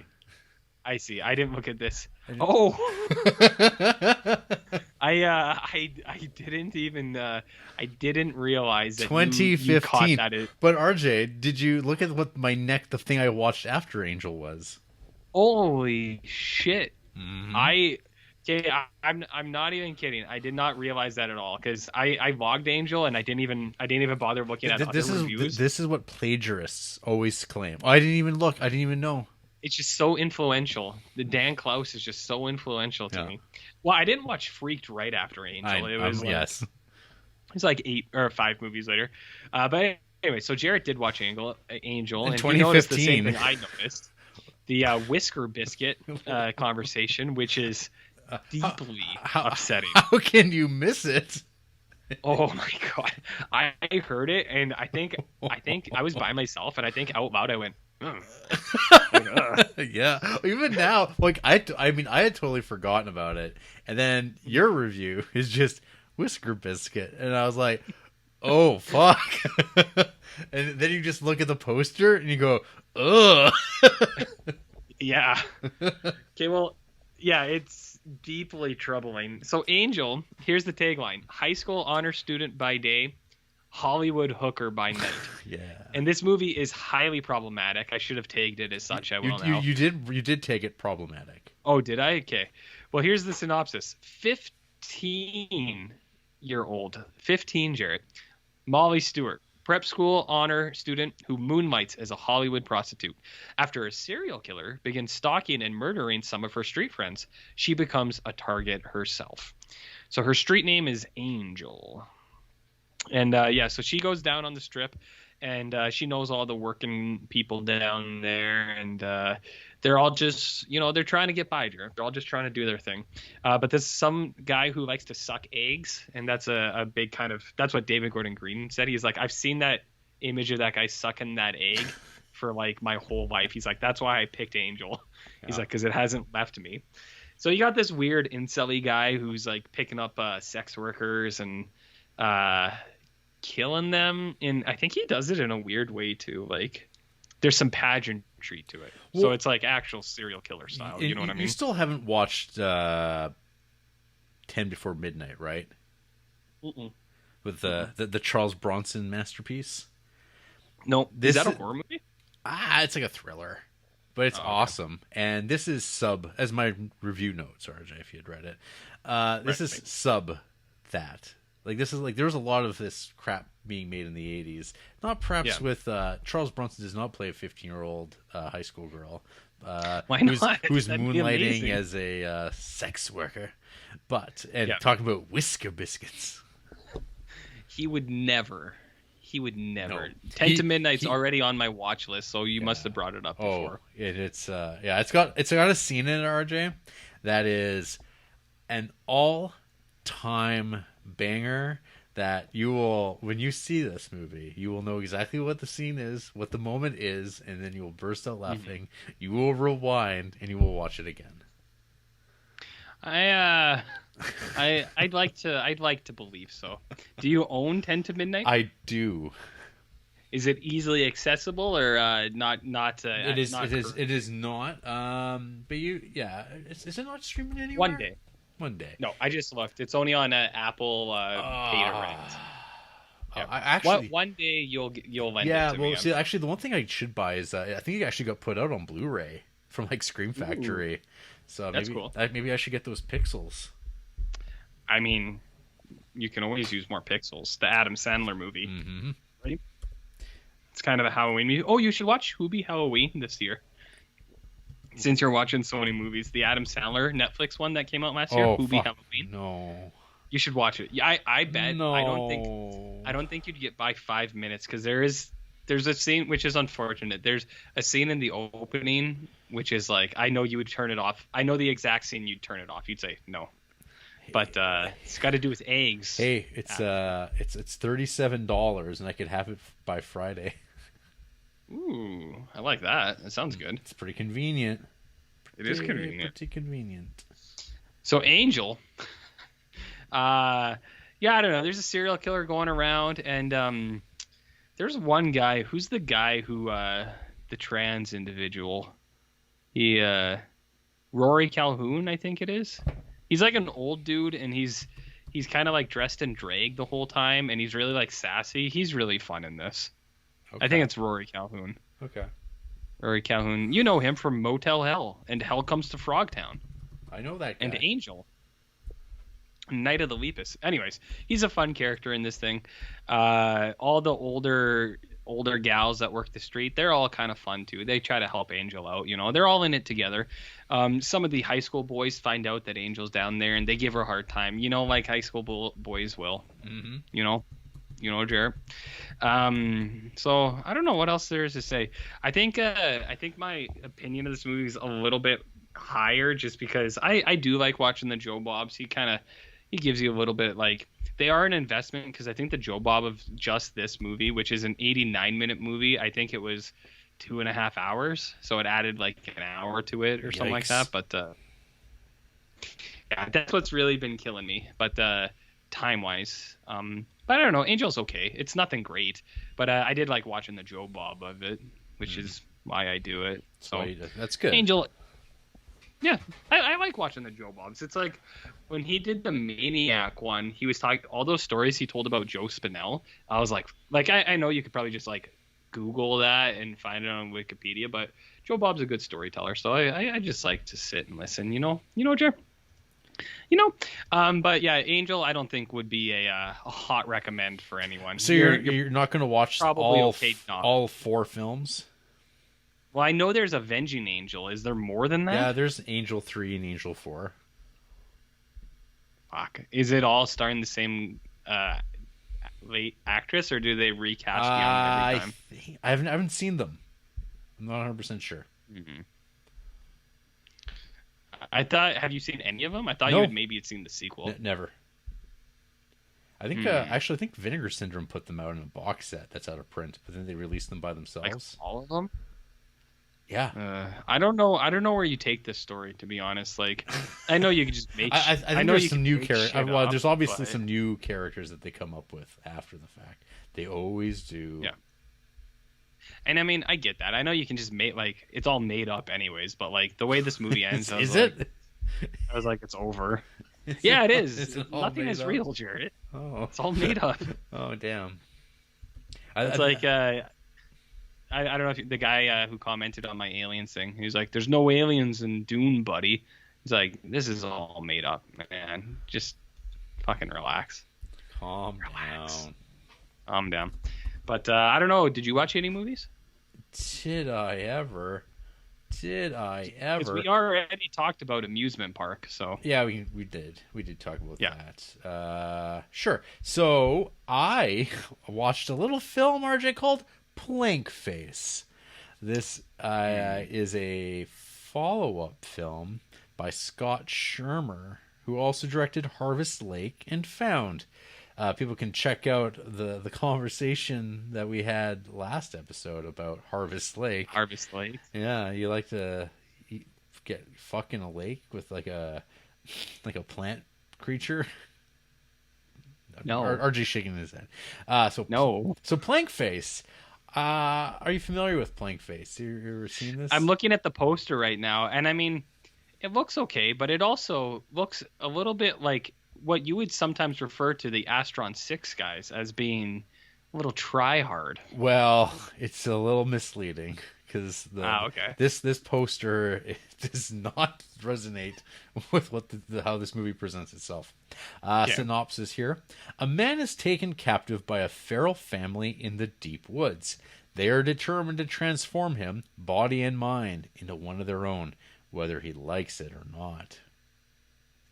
So this movie opens up kind of like a cold open with this young couple out in the woods. They're very horny, as is a common thing in Scott Shermer films. His people all like to bone down. So they're like, they're like, hey, let's fuck on the hood of the car. Yeah.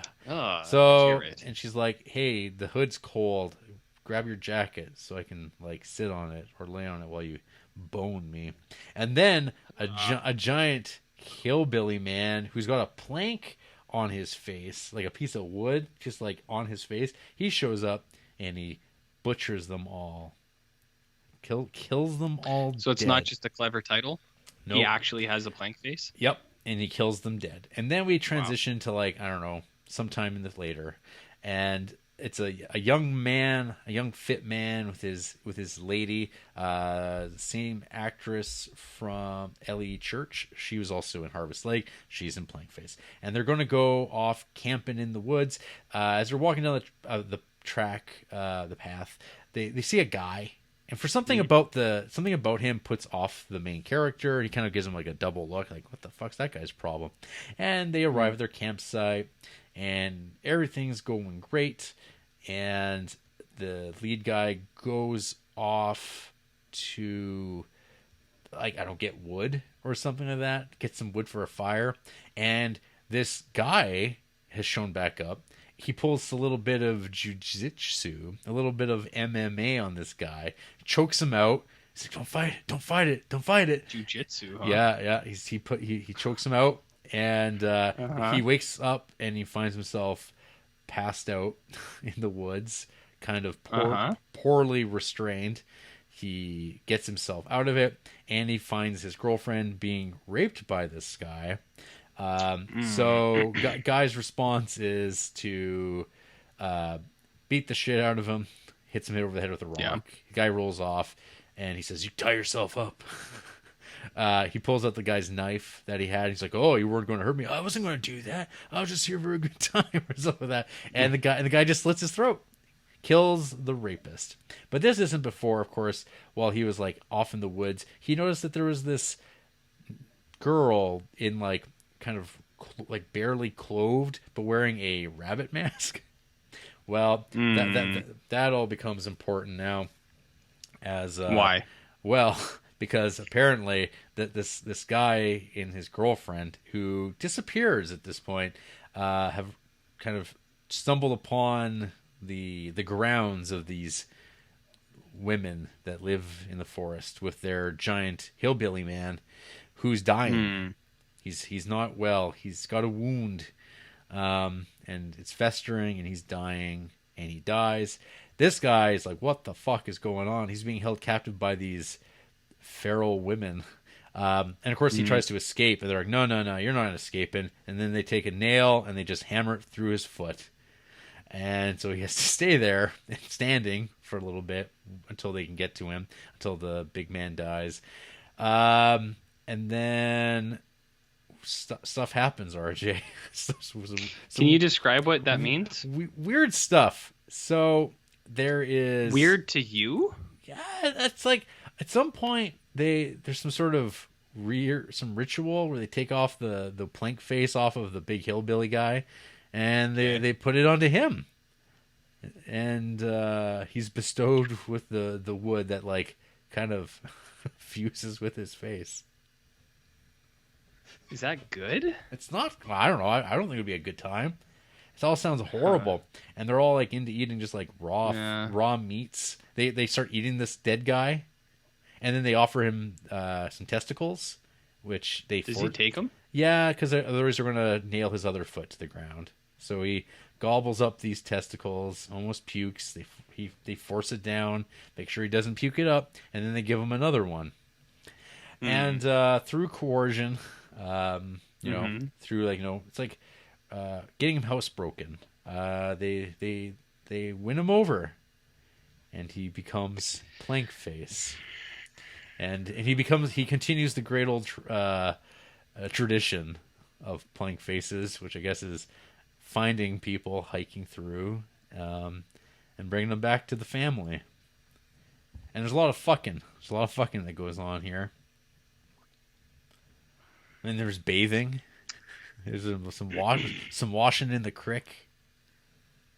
Washing in the creek, hey? Yeah. So I don't know what to say to you. So not sure how to respond on that one. I'll order a DVD copy of it for you. Send it your way. You can watch it for next year. Sure. Yeah, love to.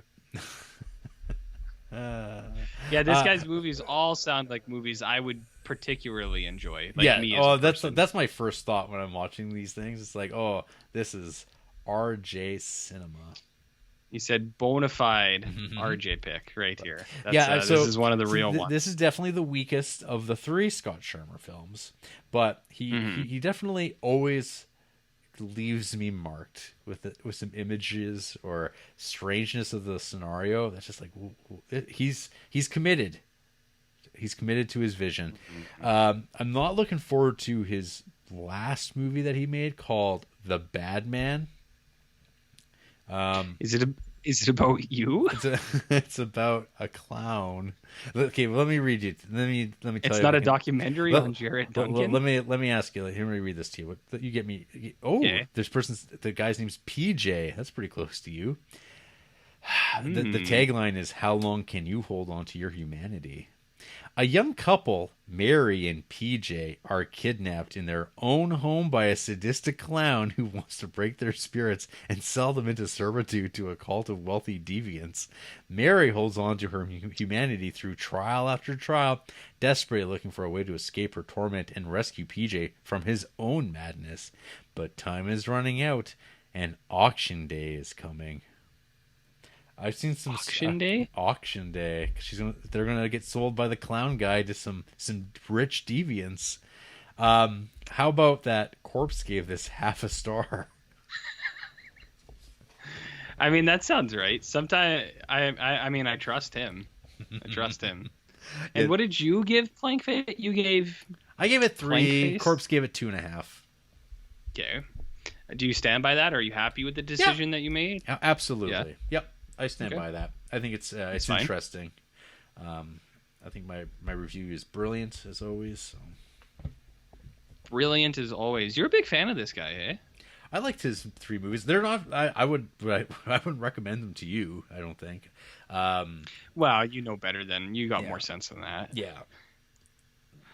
Yeah, which I think is good that you know not to. I know what makes you tick. So. Mm-hmm. The thing that was weird around this Halloween is it kind of reminded me that there is a whole lot of horror movies I watched back in the mid-2000s I haven't seen since I first watched them. And I bought these all on DVD at the King of Trade for like $5 a piece.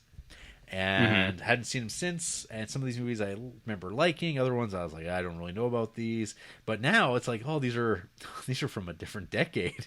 So maybe it's time to revisit these. So I started off watching some Splat Pack movies, which is a name that the film critic Alan Jones gave to guys like Greg McLean, Alexander Aja, Eli Roth, for like all these kind of like very violent mainstream horror movies that were coming out.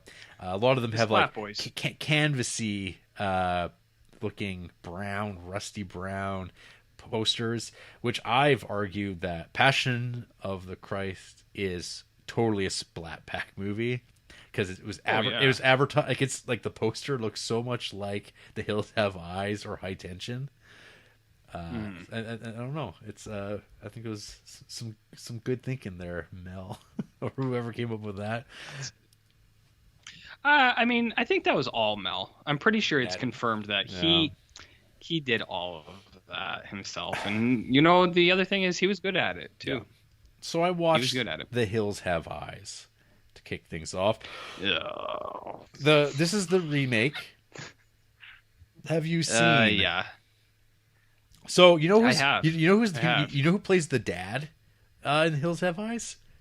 Isn't it like someone that you'd think would be named Bud? Like, that's Bud. Ted Levine. Ted Levine. Buffalo Bill. Not who I thought it was. I thought it was going to be like, who's the old drill sergeant guy in Full Metal Jacket? Lee Armory, whatever his name is. Yeah, that's who I thought it was for some reason. No. He's definitely like maybe in the new Texas Chainsaw. Maybe he's the grandpa in that. I don't know. Something like that. Well, Ted Levine is the only star, as far as I could tell, with this movie. Billy Drago's in this as one of the mutants, but like I have no idea. Like Aaron Stanford, I don't know. Like this is Pyro from X-Men. Yeah, Vanessa Shaw is she is from Hocus Pocus. Jarrett, you remember Hocus Pocus? Yeah, it doesn't matter.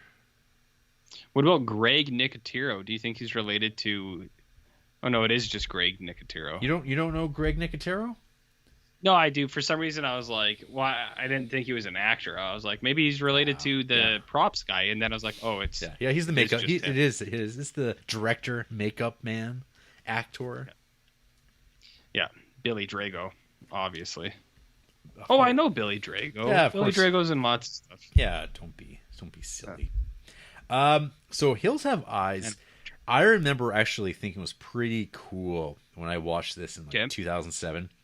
I think I was really impressed because one of my favorite documentaries of all time is The Atomic Cafe, and the opening credits of this is essentially just The Atomic Cafe.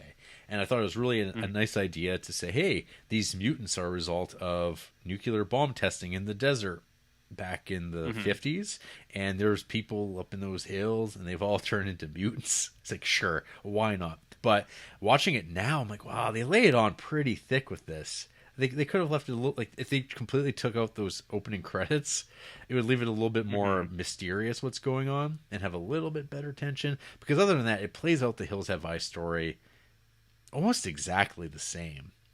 There's a little bit more. It's like, really similar. Yeah.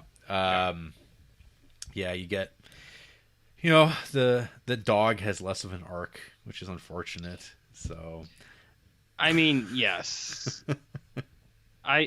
As much as I dislike the original, I do like that I like that dogs get revenge, but I feel like they shouldn't have to. I feel like their life is already tough enough. You know what I mean? Mm-hmm. That's my rub against that. But I know that that's a personal vendetta, so I won't hold other people against their enjoyment of said things. So, the stuff with the mannequins, because like all the old testing ground stuff is still there with the old suburban 1950s homes and the mannequins, but they're all desert worn stuff. That stuff's really cool. The mutants look way cooler in this than in the original. Like they're not just guys with raccoon skins. That's it. Yeah. Isn't for some reason I thought what's that movie with that guy? Never mind. I'll think of it. You keep going. Nope. I'll think of it. I don't know. So this one has, I don't know. This is a strange post 9/11 movie to me, where because that's the one thing is you got to remember these movies like Hostel and this were coming out. Mm-hmm. Yeah, America was in a weird place mentally, and it's never really come out of it. But this is a movie about a family of Americans and a bunch of barbaric savages come out of the desert and wreak havoc, kill their patriarch, and this like the son-in-law is this I don't know. You get the feeling it's like is this like a New York Democrat who is like, I don't know how guns work. Oh, I'm against violence. Well, but now I'm going to become violent when it needs to, and I'm going to go into the desert against this backdrop of the dead American dream, this like construct of it. And of course it's also directed by a Frenchman. So there's layers here that I don't think ever quite figure itself out. That at least, or maybe I'm too dumb to figure out what Aja was trying to do with his Hills Have Eyes remake. But maybe you're the real monster. Maybe I'm the real monster. The poster for Hills Have Eyes is pretty fucked up though. It's a pretty scary image. It is scary. No. Yeah. It implies a lot of things. It really does. Not good. Not good. Yeah. The thing I was thinking of, who's that guy from The Evil Within, like Todd Barry or Michael Berryman? Michael Berryman, yep. Michael Berry, yeah, that's who I thought for some reason was in this movie as like one of the family members, but it's just a guy who kind of looks like Michael Berryman. There's a guy who kind of looks like Michael Berryman in this, isn't there? Well, there's like a bunch of like you talking about the mutants, or well, I mean, he was one of the he's in the original. Berryman was like a in the first movie he is, but he's not in the second. Yeah, he's not in the remake. Why didn't they bring him back? I don't know. Why didn't they? Because they're trying to make their own film. They easily could have. So that was like kind of a letdown. It wasn't as good as I remember it being. It's well made. It's easy to watch. But then I watched The Hills Have Eyes 2, the sequel that came out immediately after. It had the exact same budget, but holy fuck, is it an illustration that Aja is like such a better director than Martin Weiss. So this movie, tagline, help isn't coming. A group of National Guard trainees find themselves battling against a vicious group of mutants on their last day of training in the desert. No, that's not what this is about. So, sounds like Dog Soldiers. Yeah, I wish. That's a movie I also have to rewatch, I think. So, Hills Have Eyes 2. opens up with some scientists that are setting up. God, it was like a search and destroy mission against the mutants because they know they're out there and they're trying to like track them down. They're like, oh, I think they're all dead now, but then there's some left and they kill the scientists. And then there's these like army people who are being trained on how to like kill jihadists in a foreign land. So again, we're still hung up on this desert barbarian shit. And then but they're fuck ups. These people are like so incompetent at their jobs. It's kind of amazing. And I'm like, is this intentional? But I don't think it was. It's just like, I think I saw one reviewer describe it as like Police Academy, but played completely straight. Because these guys are just shooting each other by accident, and they don't know how to tie up rope, or no, they don't think they know how to tie up rope. Constant like friendly fire, which again, maybe it's intentional.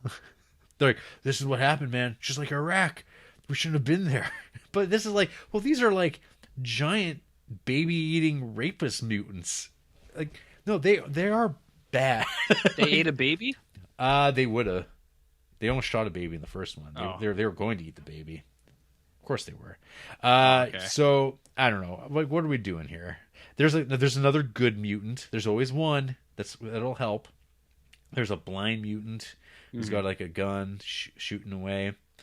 This has probably one of the most unnecessary, like, vile rape scenes I've ever seen in a movie that like hit me in a way where it's like not even the most like it's just like it's not even like because of the way it's depicted in this offhand way where they're like, hey, just in case you thought we weren't going to show it, here it is, but it's just going to be a shot of her face and you know what's happening to her. It's fucking like vile. I was just like, fuck this movie. Like this is shit. So that, yeah, I don't usually have that reaction. So this one, like, really, it's like, this is really some chud filmmaking here, and garbage ending, not non-ending bullshit. Like, oh man, like the comeuppance and moments of violence and gore that pop up here and there, just aren't worth it. Don't watch it. It's not good.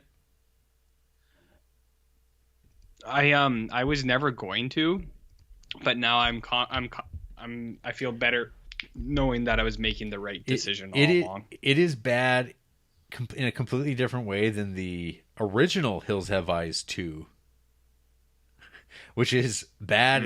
But the other thing that's amazing is this sequel is actually also written by like Wes Craven, an original script with his son Jonathan Craven, and I think it all goes to show it's like, is Wes Craven a moron? Because there's always this. I remember there's like this thing saying Wes Craven's a genius. Like he's such a brilliant mind.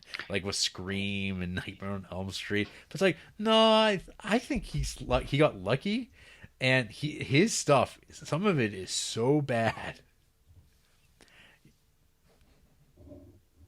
Yeah, Wes Craven fits into the Tobe Hooper thing with me. It's like, yeah, there's some good movies there. But in general, it's like, it's not the guy I'm going to for all of my needs. A master of horror, you know what Wes I mean? Craven.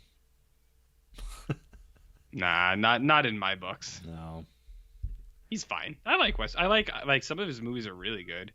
Like Scream and Nightmare on Elm Street are great, but like some of the other stuff he did, not so nice. But yeah, because even with Hills Have Eyes, that movie, it does not hold up very well. Last House on the Left is mostly historically important rather than a good time to be had by everybody. But People Under the Stairs, shocker, fucking Swamp Thing. Oh, everybody loves Swamp Thing. Not good stuff, Jared. Not good. Not good. Not good. Wesley. What else you got? I got Cabin Fever by Eli Roth. You've never seen this, have you? Ooh, Splat Pack. Yep. I have not. Was it good? I think you should check it out. I'd be curious what you think of it. As a first-time viewer here in 2021 with no baggage attached to it. Because the first time I ever watched this movie, I didn't think it was that good. Yeah. And now my opinion on it, I think, has changed quite a bit. I've also seen a lot more movies. The things that Eli Roth is referencing very slyly. I think it's. I'd have to watch Hostel 1 and 2 again to see if it's one of his best movies. Because there's some weirdness to this thing that I was like, you're like, okay, I can see this turning people off, but I will say that the ending of this movie, the absolute ending, the right as we smash to the end credits, is all time. Like I laugh as much as I first time I saw it. I laugh now. It's I don't want to ruin it, but it's so good. It's so funny. Are you? And it's available to stream, RJ. It's available for streaming. Where? I don't know. Just like look. I just looked. It didn't say it was available anywhere. It just said Apple rental. No, I just watched it. I just looked and I just looked it. Okay, I'll get but back Just Watch is notoriously shitty for that, right? Like they'll say something is on something and it's not. It's on Prime. What the fuck? Just Watch? I'm literally looking at it because it's on Prime and stars. Well, that it's there. And stars Sean Hunter. It does.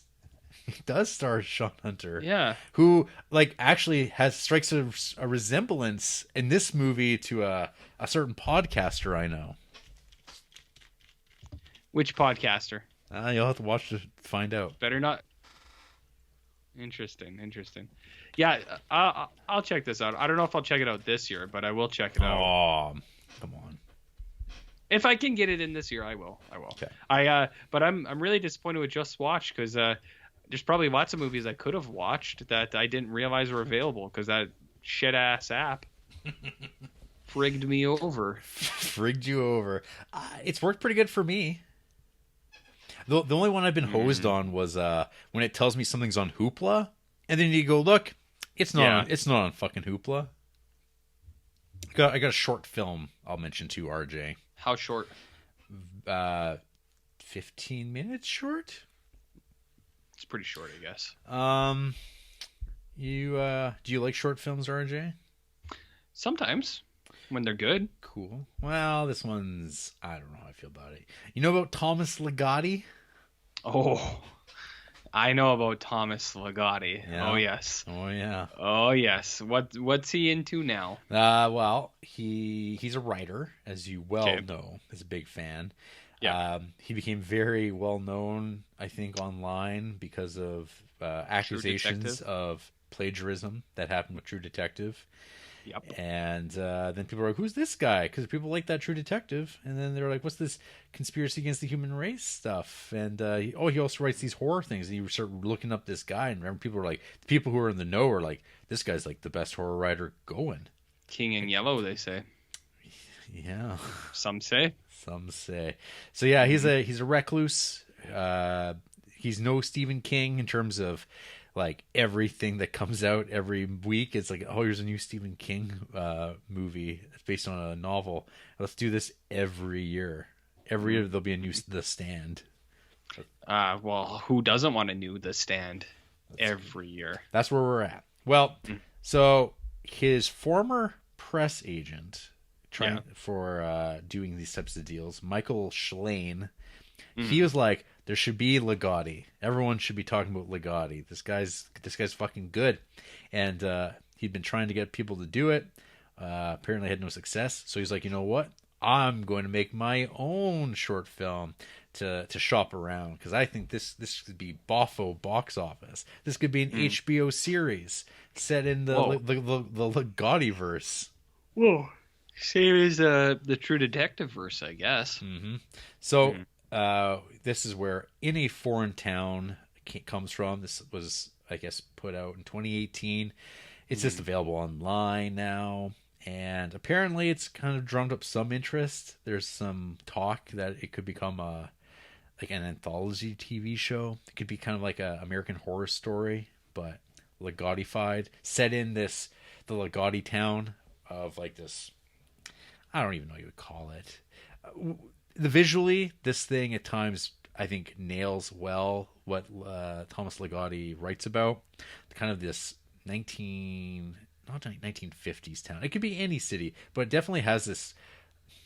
If I was to imagine what Kafka's America looks like, with just like old buildings, but there's empty streets, and then off in the distance there's just these massive factories with billowing black smoke in the background, and weird shadowy figures ducking in and out. A lot of people in trench coats and hats, and people just pale, wide-eyed.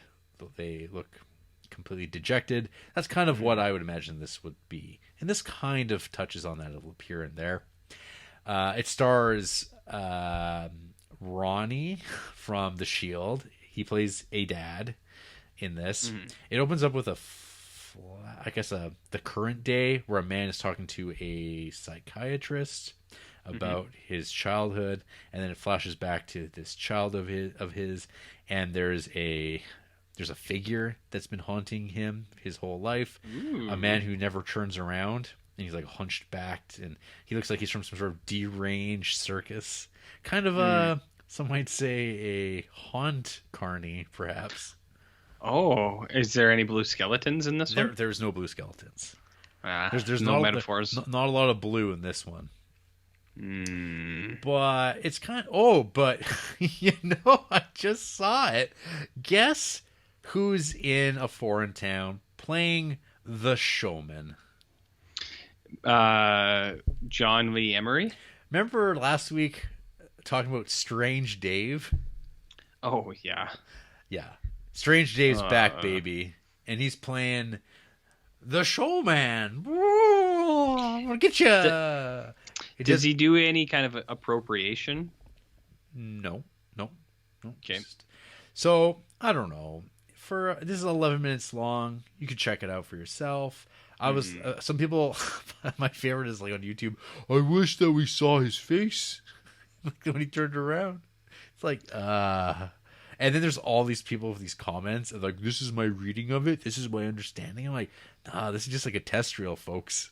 It says this is what this really means. Yes. I am a Thomas Ligotti expert. No, these are people they have no idea who Thomas Ligotti is. Oh, they've just seen this. And then they suddenly are launching into their theories in their Gotcha. Their reading of it. And I'm like, I don't think so. But it is interesting. I'm like, yeah, I mean, I saw someone describe it as it's getting like the Lemony Snicket treatment. Oh, I think I know exactly what you mean by that. Yeah, I don't think it goes maybe that far, but I don't know. I think people should check out Thomas Ligotti's writing, though. I think he's pretty good. That's what they say. I've never actually read any Thomas Ligotti. I know like all his stuff, and I know the things that people say are well done, well-intentioned things they say. So they say. Yeah. So they say. But yeah, I've never read it myself. Well, I'm glad you enjoy it. Yeah, and this short film is, wish it was better. It's not bad. Maybe you could be the one. Maybe I'll be the one. But tell me about Death Warmed Up. Oh fuck! You ever been to New Zealand, mate? I don't need to. Are you a Kiwi? No. Get my notes here. This is a New Zealand film from Oliver Granger. He made this. I can't believe it. In 1984. What was I saying? Yeah, it was a long time ago that he made this thing. This thing's got brown face, just so you know. Okay. Just so you know. I think that is something that people like to talk about. This movie is pretty... it's got a lot of moving parts, is what I should say.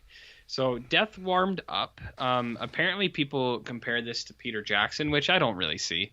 But the tagline is, "You'll never want to change your mind again." And then the synopsis: a kid is... Oh, dear. You completely froze. Okay, but you were about to tell me what this movie's about with the synopsis. Death Warmed Up. A kid is hypnotized by a scientist to kill his parents and ends up in a mental institution. As a grown-up, he returns to seek revenge over the scientist. Now, I'm not going to lie to you, Jared. I didn't quite know that that's what this movie was about. and I've seen this movie. So you got some evil doctors, and they're experimenting on people inside of the facility. I saw that. I was like, okay. And then you get introduced to some of the Chud mutants that are the result of the doctors' work, and you go, okay. So evil doctors, institution, Chud mutants. All right, got it. And then some of the Chud mutants try to escape. And then you go into an underground rollerball situation. You know rollerball, Jarrett? Yep. What happened here? Yeah. I don't know if you knew that. Yes, yeah. Filmed right here in Creepsville on the bridge. Yeah. The bridge. Those outdoor scenes. Oh yes. And you look at it and you breathe it in. You say, it's got that Creepsville smell. My sister saw LL Cool J in a Walmart when that film was being filmed here. What was he buying? I don't know, but she did get a Polaroid of him. And she had it tacked up on her wall. Oh, I was supposed to say she got it tattooed on her body. No, not quite that. Not quite that. But why not? I don't know. But anyways, you got some underground rollerballing, and then they come out, and then there's some pretty heavy synth and some techno. That's cool. And then there's some full body burns, which is cool. You have the guy going back, and he starts to take out his revenge on some of the doctors. But you know, Jared, when you get brainwashed, it's really hard to overcome from that. It's really hard. And I'm not going to sugarcoat this. He struggles. Oh. He struggles, dude. So he gets out. I don't know. He fights some guys. He sets some guys on fire. And then our main character, spoiler, Jared, he dies in a weird way. What? He's going into the wreckage, and his girlfriend's like, leave it. You don't need to do it. You can leave. This is my New Zealand accent. She's like, just leave it be. And he's like, I gotta go. I gotta see what it is. Crikey. So he walks into it, and then a power line comes down, and the power line kills him. And you're like, I mean, that's a weird way to send this guy on his way. Because it seemed like kind of an accident. But does he get warmed up? Well, his death is warmed up for sure. Definitely. Death warmed up it's okay. There were a few times where I was kind of like, what's going on here? Because you have like the doctors doing stuff inside the building, and then like I think I looked away for like a second, and I looked back up, and it was like motorcycles and death balls in the sewers, and I was like, whoa. I was like, what the fuck happened? I was like, when did we get to this? And then it kind of jumps around a little bit. So this movie's, I don't think it's like a hard movie to follow, but it jumps around a little bit to the point where I was kind of like, what's going on? I was like, what's happening in this thing? But it's okay. I'd say you haven't seen this, right? Never. Yeah.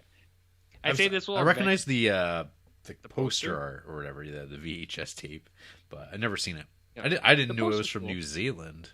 New Zealand. It's on YouTube, Jared, if you're interested. The quality is also not great, but if you just want to get the movie in.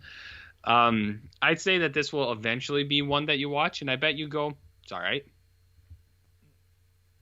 That's it. That's about it. That's it. Do you want to hear about His House? Sure. Did you see my review of this movie? I believe I did. You were kind of doing the amusement park gimmick again. I did, but I thought it's not that I tried to hit something that had worked previously. I actually thought that kind of fit, because this movie does give off that real monsters kind of vibe. It's like, it's society and culture the real monster. Is that the real house demon? Mm-hmm. So you talked about this movie a little bit because of its whole manipulation, I believe, is what was described. Well, there is whole manipulation in it, but most of the whole talk was in regards to Tim Sheets, the man behind Zombie Rampage, Goblins, Zombie Bloodbath. Yeah. I know there's other whole manipulation. That's the real maestro of whole manipulation, but there is whole making. And like there's hole making, and then kind of breaking apart those holes and then patching up those holes. Some would say that's a manipulation of sorts. It is, yeah. Yeah, I know what you're saying. It's not maybe the pinnacle of hole manipulation, Sure. but Yeah. holes are Yeah. being manipulated. Yes. Yeah, holes are made, holes are altered. So what you're saying is this Holes film could have been covered. called His Hole. Oh, this film 100% should have been called His Hole, which could have been a better review of this. I'll write that to the guy who runs Netflix. You say, hey, Netflix, did you ever consider His Hole, potentially? Yeah. So we have... Wow. So I watched this internet's getting better by the minute.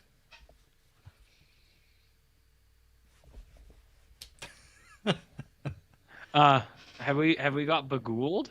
We're getting begooled. Is that what happened here? We're getting begooled pretty hard because you know what? Begool's saying, "Why aren't you boys watching Sinister again? I thought you loved me." So why don't you watch Sinister 2? Do you want me to keep telling you about His Hole? Yeah, we'll try. Begin telling me about his house again. Just like. Oh, okay. Yeah. So in His Hole, we have a couple from Sudan who have taken refuge across the world to England. They go to Rob England's house, and they're there. They get kind of put through the system a little bit. They say, here is your temporary housing. This place is yours. Here is your allowance for the week. You're not allowed to do this. You're not allowed to do that. And you see this nice young couple, and they say, well, we're just happy to be here. And then you realize, Jared, they got a little bit of grief and loss on their hands. They, in the passage to get out of the area that they were in, which was, I think they describe it as some sort of war-torn state and not a place that was hospitable for life. They're like, yeah, we get out of here. And they had a daughter, and, she didn't make it, Jared. And so grief and loss is a full thing. RJ's wheelhouse. That is my wheelhouse, quite a bit. So grief and loss sets in. And then you see them trying to adjust. The guy's trying his best. He's trying to fit in with people. He tries to get some new clothes to fit in a little bit better. He tries to speak English primarily. He tries to use like the utensils because he's like, we're here. We should try. And the lady, she's kind of more like, she's like, why don't we just do us? She's like, we'll do the stuff they want to do. We're here, but it's like we can still live the way we used to live. And like, why are we acting like nothing happened? Yeah, and she's kind of like, we have to acknowledge that the girl is dead. Well, we're not okay. Yes, and we are experiencing grief and loss, is what she's trying to say at that point. Mm-hmm. But then they start staying in this house, and they're a little suspicious. They're like, "This whole place is ours," and they're like, "Yeah, of course." And you go, "Uh-oh, is this house haunted?" Mm-hmm. Or potentially are they haunted? And then what happens is they both start to deal with the spookies a little bit. The lady's a little bit better with that. She kind of confronts her spookies up front, like she sees some ghosts, and she's like, "Hey, ghost, piss off. What are you here for?" And then she's like, "All right, I got it." She's like, the ghost wants this. This is what they're here for. Guy kind of denies it a little bit more, but he sees the ghosts. Sees them in the walls, Jarrett. Mm-hmm. Sees them in the walls. And they're pretty spooky ghosts, I will say. So he's, creating holes. He's manipulating the wall a little bit. And after that, the story kind of continues, and you find out this is awesome. Skype loves where they were from. Yeah. A little bit more about their daughter. Yeah. Then the still there? The other shoe drops. Skype's really pulling through for us, eh? Yeah. And then the other shoe drops, correct. And then you go, oh dear. Yeah. You say things were not as they seem. Yes. And so it gets into some stuff like that. And so I will say, I think I know what Corpse meant when he said the Conjuring crowd, just because I think there's a few kind of jump scare type things built in there, and it's like some of them I think actually work not bad. Some of them I was kind of like, meh. It's like you guys probably didn't need that, but I do agree with you also. I think this is a pretty well put together little show, because I think it could also be taken as a metaphor. Well, I don't think there's a lot of horror movies that deal with survivor guilt. Yes. Like that's something that doesn't really get brought up, like, let alone in horror movies. Well, Darren Aronofsky's Noah movie is about survival guilt. Have you seen that? I have. All I remember is the rock people. Yeah, well, that's authentic. Mm-hmm. Yeah, no, the survivor guilt part is really cool. I also like when you kind of like learn a little bit more of it. You go, yikes. Yeah, then you get to the real horror. Horror that your jump scare thrill rides cannot really compare to at all. Yeah. So I really like that. I also do think it is like, I think this is good commentary about like certain systems where like they're obviously trying to say something about like people who are refugees from one place to another, and then like the unfortunate circumstances that kind of like, as much as the places are trying to help, at the same time they're like, yeah, this is your house, there's garbage everywhere, people throw shit at it, but this is all we got. And then the people go, cool. Well, then there's like the bureaucratic system that's like, hey, yes, you want to be good ones, don't you? Then don't ask for this, or otherwise we're going to have to say you're not dealing well, and we're going to have to send you back. Yes. So I thought that was the real monsters aspect of it, but I actually, like, in a good way, I was kind of like, I like this because it's like it's a real thing a lot of people got to deal with, and it's like maybe some of the stuff we have set up isn't not nice. Well, and then the ending, you get this nice kind of conclusion, but it's like, oh, you patch over and you move forward, but those things still are with you. Well, they'll never go away, Jarrett. No. They'll never go away. No. So, his hole was it was a good little find of yours. Yes. I've been trying to watch some of these other new horror movies. Some have had middling success with me, but His House was one that I watched. I was like, yeah, this ain't bad with me. No. What was I talking about? You're finishing talking about his hole. His hole? Excuse me. I have things coming out of my body, out of my holes, some would say. Well, so now that your hole is resolved, there's like 3 movies that you've watched that I have seen as well. And which of those would you like me to talk about at this moment? Tell me about Gretel and Hansel. Gretel and Hansel. So I have little notes I've been keeping track, because I don't actually write notes for the Creep movies we watch anymore, because I don't really give a shit. But I do have to do it for Creeptober because I forget. So my only note for Gretel and Hansel was color tones, which apparently was a standout thing for me. Triangles, potentially. Angular shapes and colors. What was I going to say? Okay, Gretel and Hansel. This is my boy Oz Perkins. I'm a big fan. I like all the stuff he's done before. So I remember they announced this a long time ago, and then it kind of just got dropped, like on platforms wherever. Well, to us, it seemed at least. Well, it got released during the COVID inning, back in 2020 in the spring. Yeah. So not.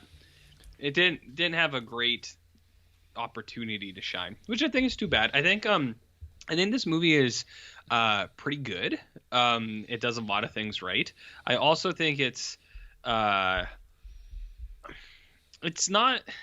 quite all the way there. Like, I think it's really trying to kind of emulate the Vivitch vibes in a sense, and like not even like, I don't think he's trying to make that movie. I think it's just, I think probably producers are like, oh, that movie is pretty popular. We should probably have some woodsy horror stuff in here, you know. But I really liked the intro to this, like the setup with the main witch. So good. It is really, really. Or the Enchantress, I think. The Enchantress. Or Sorcerer. The child. Yes. whoever the child is of the village that they're telling the story of the witch basically, and I really liked that. I was like, ooh, this is good, to the point where I watched that and then I stopped it. And the reason I put this off for so long was because I thought Andy would like it, so I was kind of like I got a good movie when you're ready. And I was like, I watched like 5 minutes of it and I liked it and I just saved it. So we started it over, and I watched that first 5 minutes again, and I was like, "Ooh, yeah, this is good stuff." And it's never that good ever again. No, it doesn't. It doesn't quite hold it, which is too bad. Like, I think the kid actors are fine, and the witch, I actually kind of like her. Like, I do like some of the witchy stuff that they did. The Boar Queen. Yes. Is that who it is? Yes, it's Alice Krieg. Oh fuck! I didn't even realize. She's good though. Well, I don't know. I think Sophia Lillis is really good. The Gretel. Yeah, she's good. She's a good actress. Yeah, she's like one of those like I'm looking forward to all the stuff that she does next. Like I can't say that about a lot of actors, but I think like she's in those It's, and I guess she was also in Sharp Objects. I don't think she's in it a ton. I think she's just in it a little bit, but Sharp Objects is pretty good. I think you would actually like it. I don't know if you would put the time into it. It's like, I don't know, 6 hours or something like that. Oh, it's a show. It's a show, but it's on Letterboxd. It is. I see. I'm looking at it right now. Of course. But is It's this? what's her name? Oh no. Gone Girl. Gillian Flynn. But it's got Amy Adams. Yes, you're not a big Amy Adams fan. And that's who's staring at my face right now. But yes. And I know. I also see Sophia Lillis was Nancy Drew and the Hidden Staircase. I mean, I think that's fine casting. And she's going to be apparently she's in the Dungeons and Dragons movie that's coming out. That's cool. No. Is Joe Manganiello involved in that? Probably. Of course, because he's a big Dungeons and Dragons guy. Okay, so Gretel and Hansel. Yes. This is a movie that you get this prologue which is fantastic, of the witch, which is like so good. And when I was like watching this, I was like, holy fuck, this is amazing. And there's these triangles everywhere, and I'm like, you know what? I already know it's going to like be disappointing, because there's no way that something could open up this good and people like are really mediocre on this, because a lot of people are like kind of like, it's okay. And I'm like, okay. Then it kind of like goes, by the end, I'm like, I see. I think I kind of like, initially I gave this like 3.5 out of 5, because I wanted to be like, people should watch this. It's really cool. Yeah. But over the course of like a week or two, I was kind of like, nah, this is like a 3-star movie, because kind of jumping the gun on it, I feel like it has this like like X-Men superhero vibe by the end. Then I was like, what is this? It's like, what the fuck? It's like, and my brother, he shall become the Axeman. Yeah, it definitely dips into that territory a little bit, and it's kind of a weird line where one side of it, where it's like Witch Academy, I was like, I'm on board with this. I was like, I don't mind that, and that's what I mean. I liked the Borg Queen as her old witch kind of ways, and she's like, this is how you witch, and I was like, yeah. But she's actually a foxy witch. Yes, she is. But I kind of liked that, but then it starts to lean the other way, where it's like, and if you harness your powers, Banshee, you can fly with your scream, and you go, X-Men, interesting. But yeah, it does kind of go into that category, and then even like when the Huntsman is kind of introduced, I was kind of like, the Hunter. Yeah, like because that's also like when the Ghoul shows up. Yeah, and like the Ghoul is kind of cool, but the way that was resolved, I was kind of like, I was like, he doesn't really. I was like, I don't see this being an important and a critical thing to the story. Well, and he never comes back. Yeah. Introduce him at all. Like, I know they're trying to make Gretel the focus, but I was kind of like, it's empowering, RJ. Well, I know that, but I was like, why even bring this guy in at all then? I was like, just leave him out of it completely. But he has like a line in this though that I think is the perfect like summation of a D&D paladin That's well, because like, what is it? Kindness. I've pulled it up because it's on IMDb. Sure. Kindness is its own reward, but cruelty is a self-inflicted wound. The wicked earn a living by deception, but the one who plants righteousness gathers a true harvest. Indeed, those who do what is right will live a good life. Those who pursue evil will die.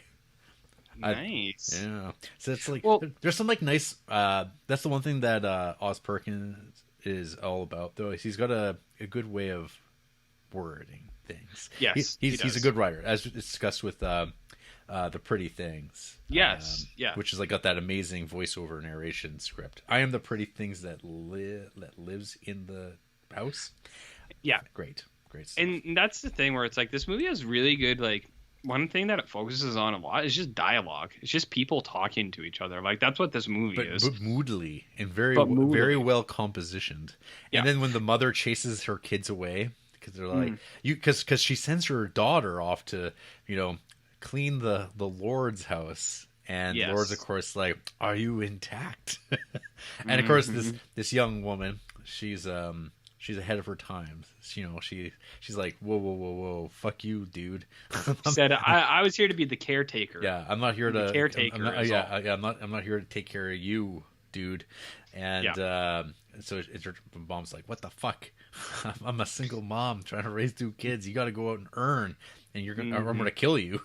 It's like, oh, yeah. So they get chased off, and now they're like, her and her little brother have to go make a living out in the world. And hence they stumble upon, and so I do like the idea that, because like in the classic, when you watch like a Looney Tunes or a Disney depiction of Hansel and Gretel, they're like little fat kids who are like, I love candy, and they're stupid, and they're like, oh, the gingerbread house that the witch lives in, and then the grandma's like, oh, you like that? You like those, huh? You should come on in.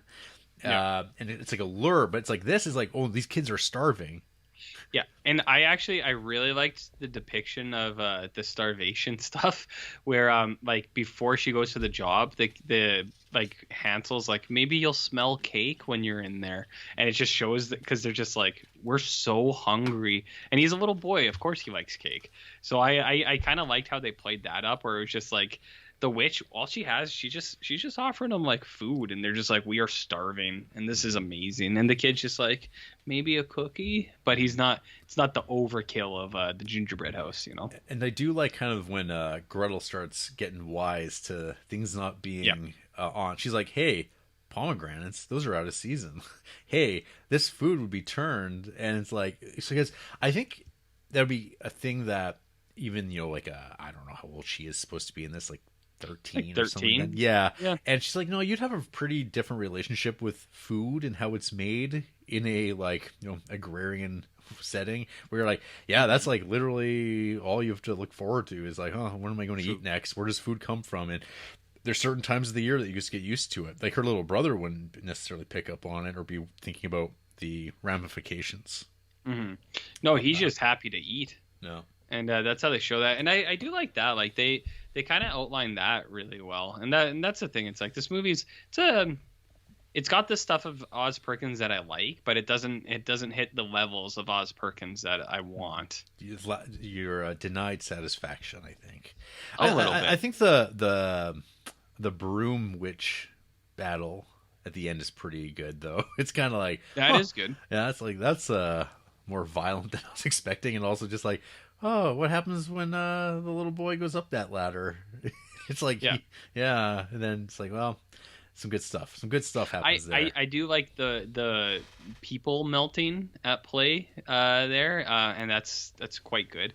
I'm just noticing now too. I'm looking at the poster, and either I'm real dumb, or this is just not obvious. Did you notice the trees in the background say feed? I think I had noticed that before, and I kind of forgotten.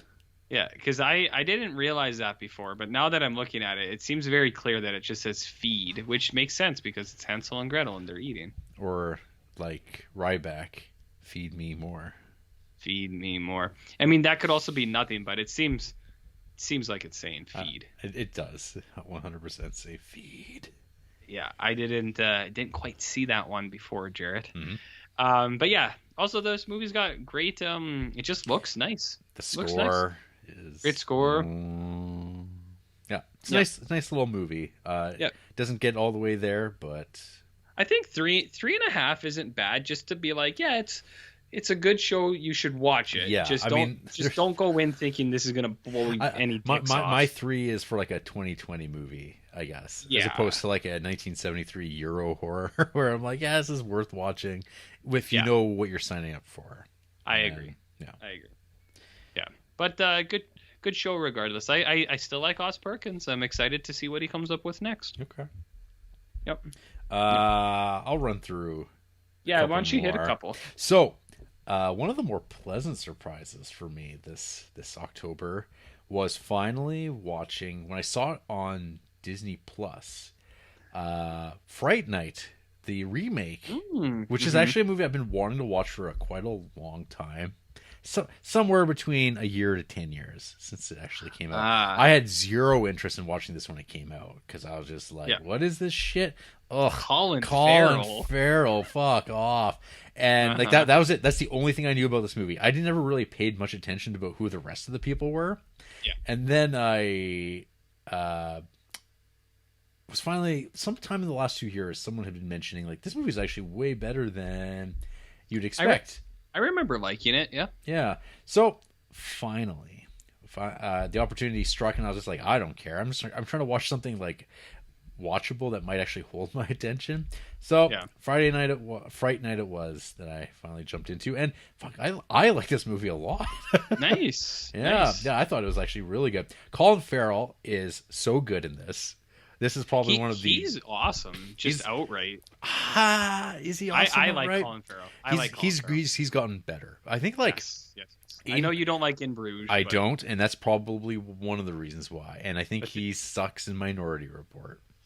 I think he's okay in Minority Report, but the biggest thing about Colin Farrell is these Yorgos Lanthimoses, and he's pretty good in. I know you don't watch comedy, but in Horrible Bosses. He is pretty good in that. I think you would like his character alone in that. But anyways, not to interrupt, but yeah, Colin Farrell's great in this. I think he's good. But not only do you get Colin Farrell, and of course, like I had no idea who else was in this, because you get Anton Yelchin, who's fantastic. R.I.P. buddy. Yeah. Oh fuck. But he's really, really good in this. He fits the role very well. You get the Poots. Imogen Poots. Poots, who's also quite good. Yeah, she's pretty good in this. Toni Collette not being annoying and not bringing attention to herself. She's she's a great mom. That's like not a stupid mom. She's just like kind of there. And once things start going down, she's on it. And of course, David Tennant, who I thought it was Russell Brand, like at the beginning, and which is the joke, I guess, is he's supposed to be like somewhere between like David Blaine and Russell Brand, and like I thought it was Russell Brand, and then I'm like, wait a minute, and like Doctor Who again, because he was also in Doctor Who's also in his house, in his hole, in the hole. Yeah. What about you, McLovin and Dave Franco? You know James Franco's brother. He is in this as well. Yeah, he is. No one needs to talk about Dave Franco though. Yeah, that's fine. And Chris Sarandon shows up to get killed. Yes, he does. He does, which is nice. He gets et. Lisa Loeb is in this, which was incredible, right? I'm one of the biggest Lisa Loeb fans there is. I'm talking to the right guy. Mm-hmm. Love Lisa Loeb. Do you remember her in that one film that we talk about frequently? Well, you can listen to her You can listen to her soundtrack, or not soundtracks, her albums. I might. I know she's great in Sandy Wexler. Yeah, exactly. So the director, Craig Gillespie, also directed I, Tonya. Yep. Lots of good stuff. Cruella. Which friend of the show, Aaron Lang, spoke pretty highly. I did see him talk about that on the Facebook. Or not even highly. He was kind of just like, this was better than I thought it would be. Yep. Not bad. I was like, that's what I read. And Lars and the Real Girl. Yes. And Mr. Woodcock. I've seen Mr. Woodcock. It is not a great film. I kind of assumed. It is not great. But the rest of those are good. But Fright Night, RJ. So this is a remake. It kind of pretty well follows the same trajectory, but goes in unexpected directions, which was good. Yep. Which is fine. For those who don't know, the tagline, RJ, you can't run from evil when it lives next door. Ooh. A teenager suspects his new neighbor is a vampire. Unable to convince anyone, he tries to enlist the help of a self-proclaimed vampire hunter and magician in this remake of the 1985 comedy horror classic. I love that, where it's self-proclaimed vampire hunter and magician. Yeah. Just so you know. Just so you're aware. It's great. It's a great thing. CGI is the shits. It's like there is some stuff in here that is so bad looking though. Luckily there's not a ton of it, but there's like a scene where they're in their car and they're trying to do like a Children of Men thing, and it does not work. It looks so. That does not sound good. It looks so crappy. But I think this movie was in 3D when it came out. Really? I think I saw this in theaters, actually. Yeah, and so this movie was 3D, and you can see that there's stuff that they're trying to do. Like there's the blood that's flying everywhere, CGI blood. So on that part, it's pretty crappy. But I do like how just like vicious and unrelenting Colin Farrell is. You're kind of like, how the fuck are these guys going to survive this dude? And it's kind of like through his own arrogance. It's his undoing. Mm-hmm. But the ending with the fireproof suit and strapping in is so fucking good. I was like, fuck. Like, it made me like want to like, man, that's how you fight a vampire. It's like, yeah. No, it's like there's like some cool stuff. You're like, yeah, that's like really cool, and it's like very visceral in how the violence is depicted. I love the wacky vampire CGI makeup. To a point, it's like it's kind of going for it, but it's 2011. They're not going to do rubber faces anymore, sadly, but that's okay. But I thought that this like was a total pleasant surprise. I really it was like for a mainstream remake, like it's pretty good. It's way better than Hills Have Eyes. Yes, sir. I remember. I think one of the reasons it's so successful is Anton Yelchin fits in that a lot. Like the stuff that he does, like all those scenes you're talking about that you liked, it just works with him. You're just like, this is believable with this guy. And it's like, he fits that kind of bill. The one thing I remember of it, and maybe I'm misremembering, but like when you said the new Fright Night, I was like, oh, doesn't he have those serial killer tubes or like containments with like women in it and stuff? Yes. That was the one thing I remembered when I remember when I watched it in theaters. I was like, "Whoa!" I was like, "That's grim."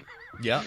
Oh yeah. No, it's like it's good stuff behind the closet because that's a new thing, and you're like, "Oh god damn!" Because you're like, "Where did she go?"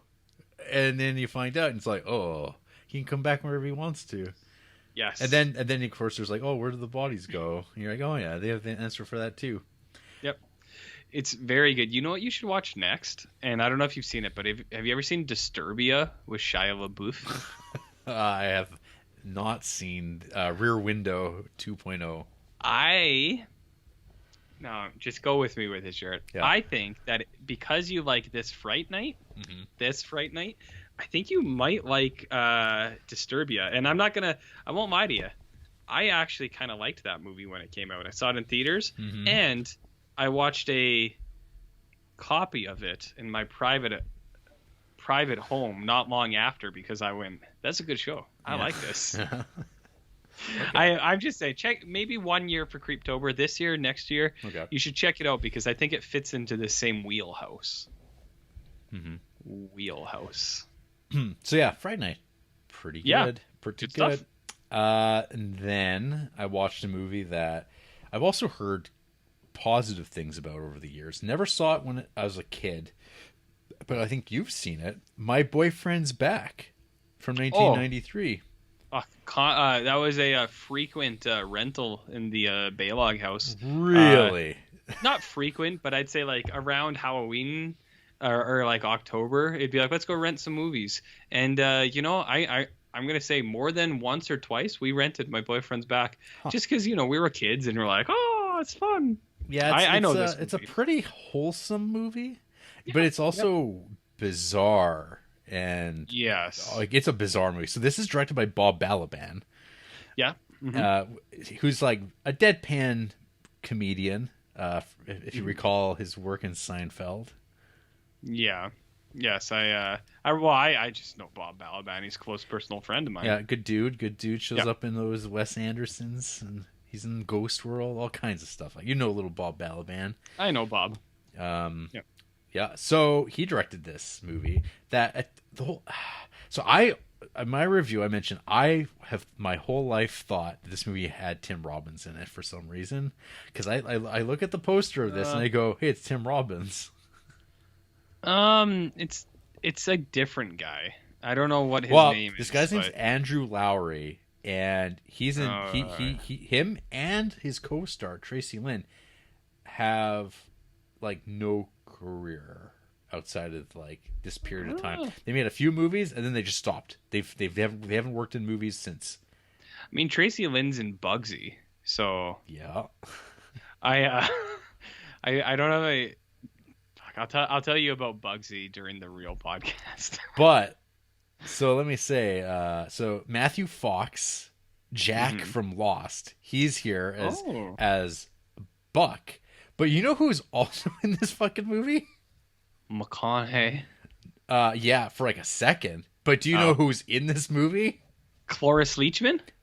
Philip Seymour Hoffman. I'm just Chuck. I know, but like I had no idea. That's what I'm like. Is that filthy? What a nice surprise for you when you just throw on My Boyfriend's Back and then out of nowhere you go Phil. Yeah, and he plays a simpleton named Chuck, a violent simpleton. Yes, a little bit. So yeah, this movie's your classic tale of a guy who wants to go to the prom with a girl, and him and his buddy Danny Zorn, who man, this guy Danny Zuko. Danny Zorn. Well, he killed himself. What, in real life? Yeah, in real life. Because I was like, who is this guy? He looks like familiar. He's kind of like Chris Penn-ish. But with like different hair going on. So I know what you mean. So the main character and Danny Zorn, they come up with an idea. It's like, hey, she works at the convenience store. You're going to pretend to rob the place while I happen to be there, and I will stop the robbery from happening. And then she'll like owe me one, and then she'll have to go to the prom with me because she's kind of on the outs with her previous boyfriend, Matt Fox. Do you think people still do that? All the time. Okay. Sometimes it works, sometimes it doesn't. So, what happens, of course, is a real robber comes at the exact moment, and, of course, the guy inside doesn't know it, and he winds up taking a real bullet, and then he dies.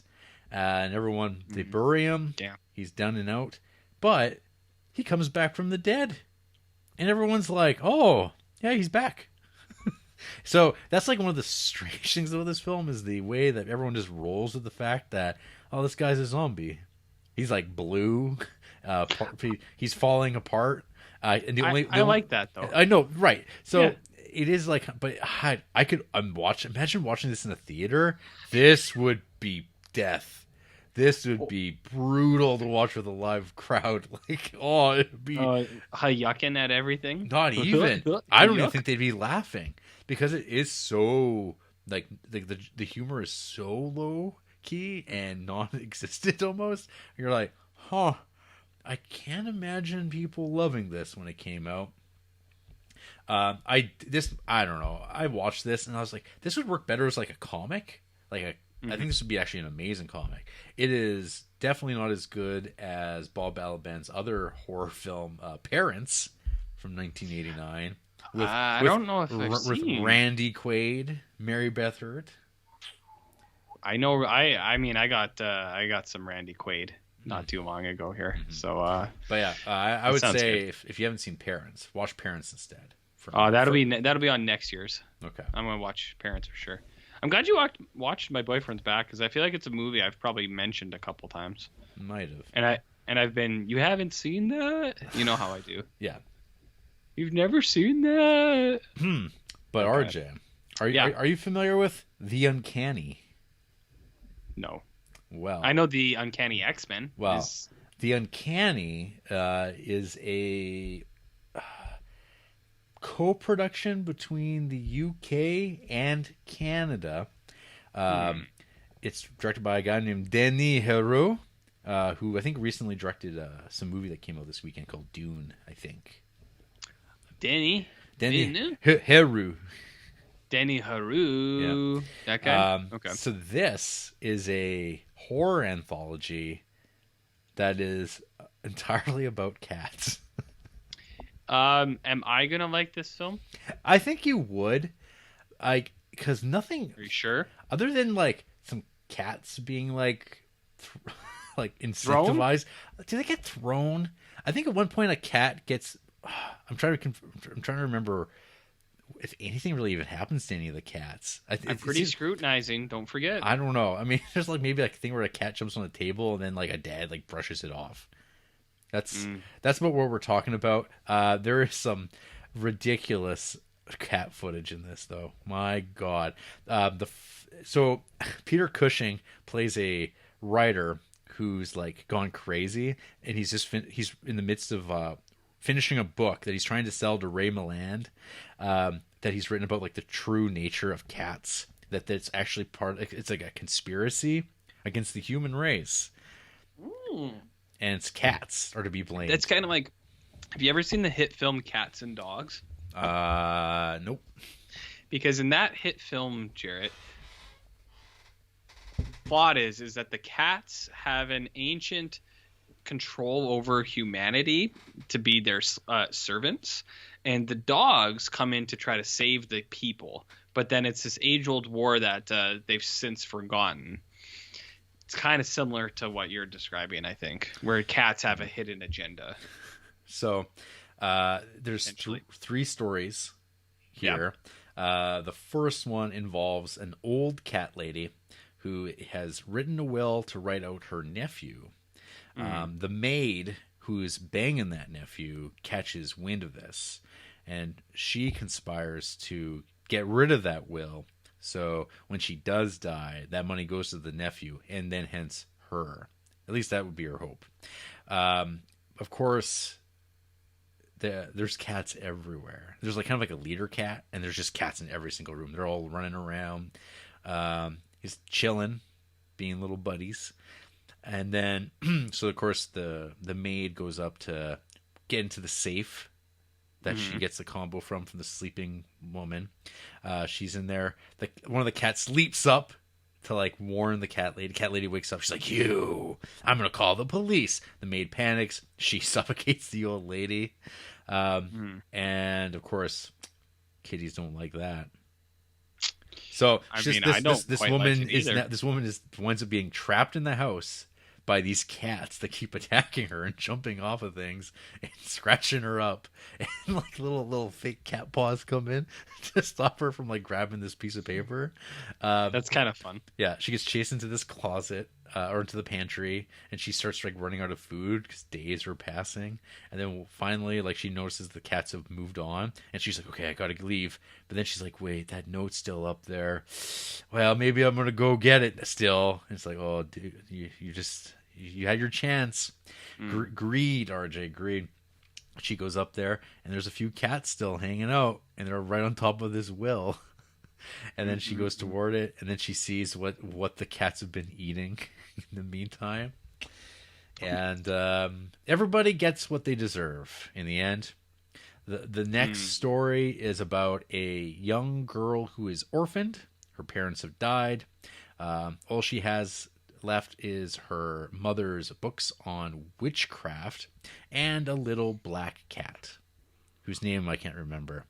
No, not Spook. They have to move in with the dead mother's sister, who's a real bitch, but a lot of uptight people with a shitty daughter and like kind of the indifferent dad. And they're like, "What do we need to have a cat for? Why does she get so attached to this cat? We should get rid of the cat." And everything is about conspiring toward it. The cat does not like the older cousin. And the older cousin starts turning on the cat and being like, "The cat did this. The cat's bad. We should get rid of it." And of course, it's like, Fuckers. so of course it's like, well, we have to get rid of the cat, so I guess we have to go get it killed because that makes sense. So you're just like, these people, and then you get this scene, RJ, where like, in The Wire when little Kevin gets driven away in the back of the car, you get that with the cat.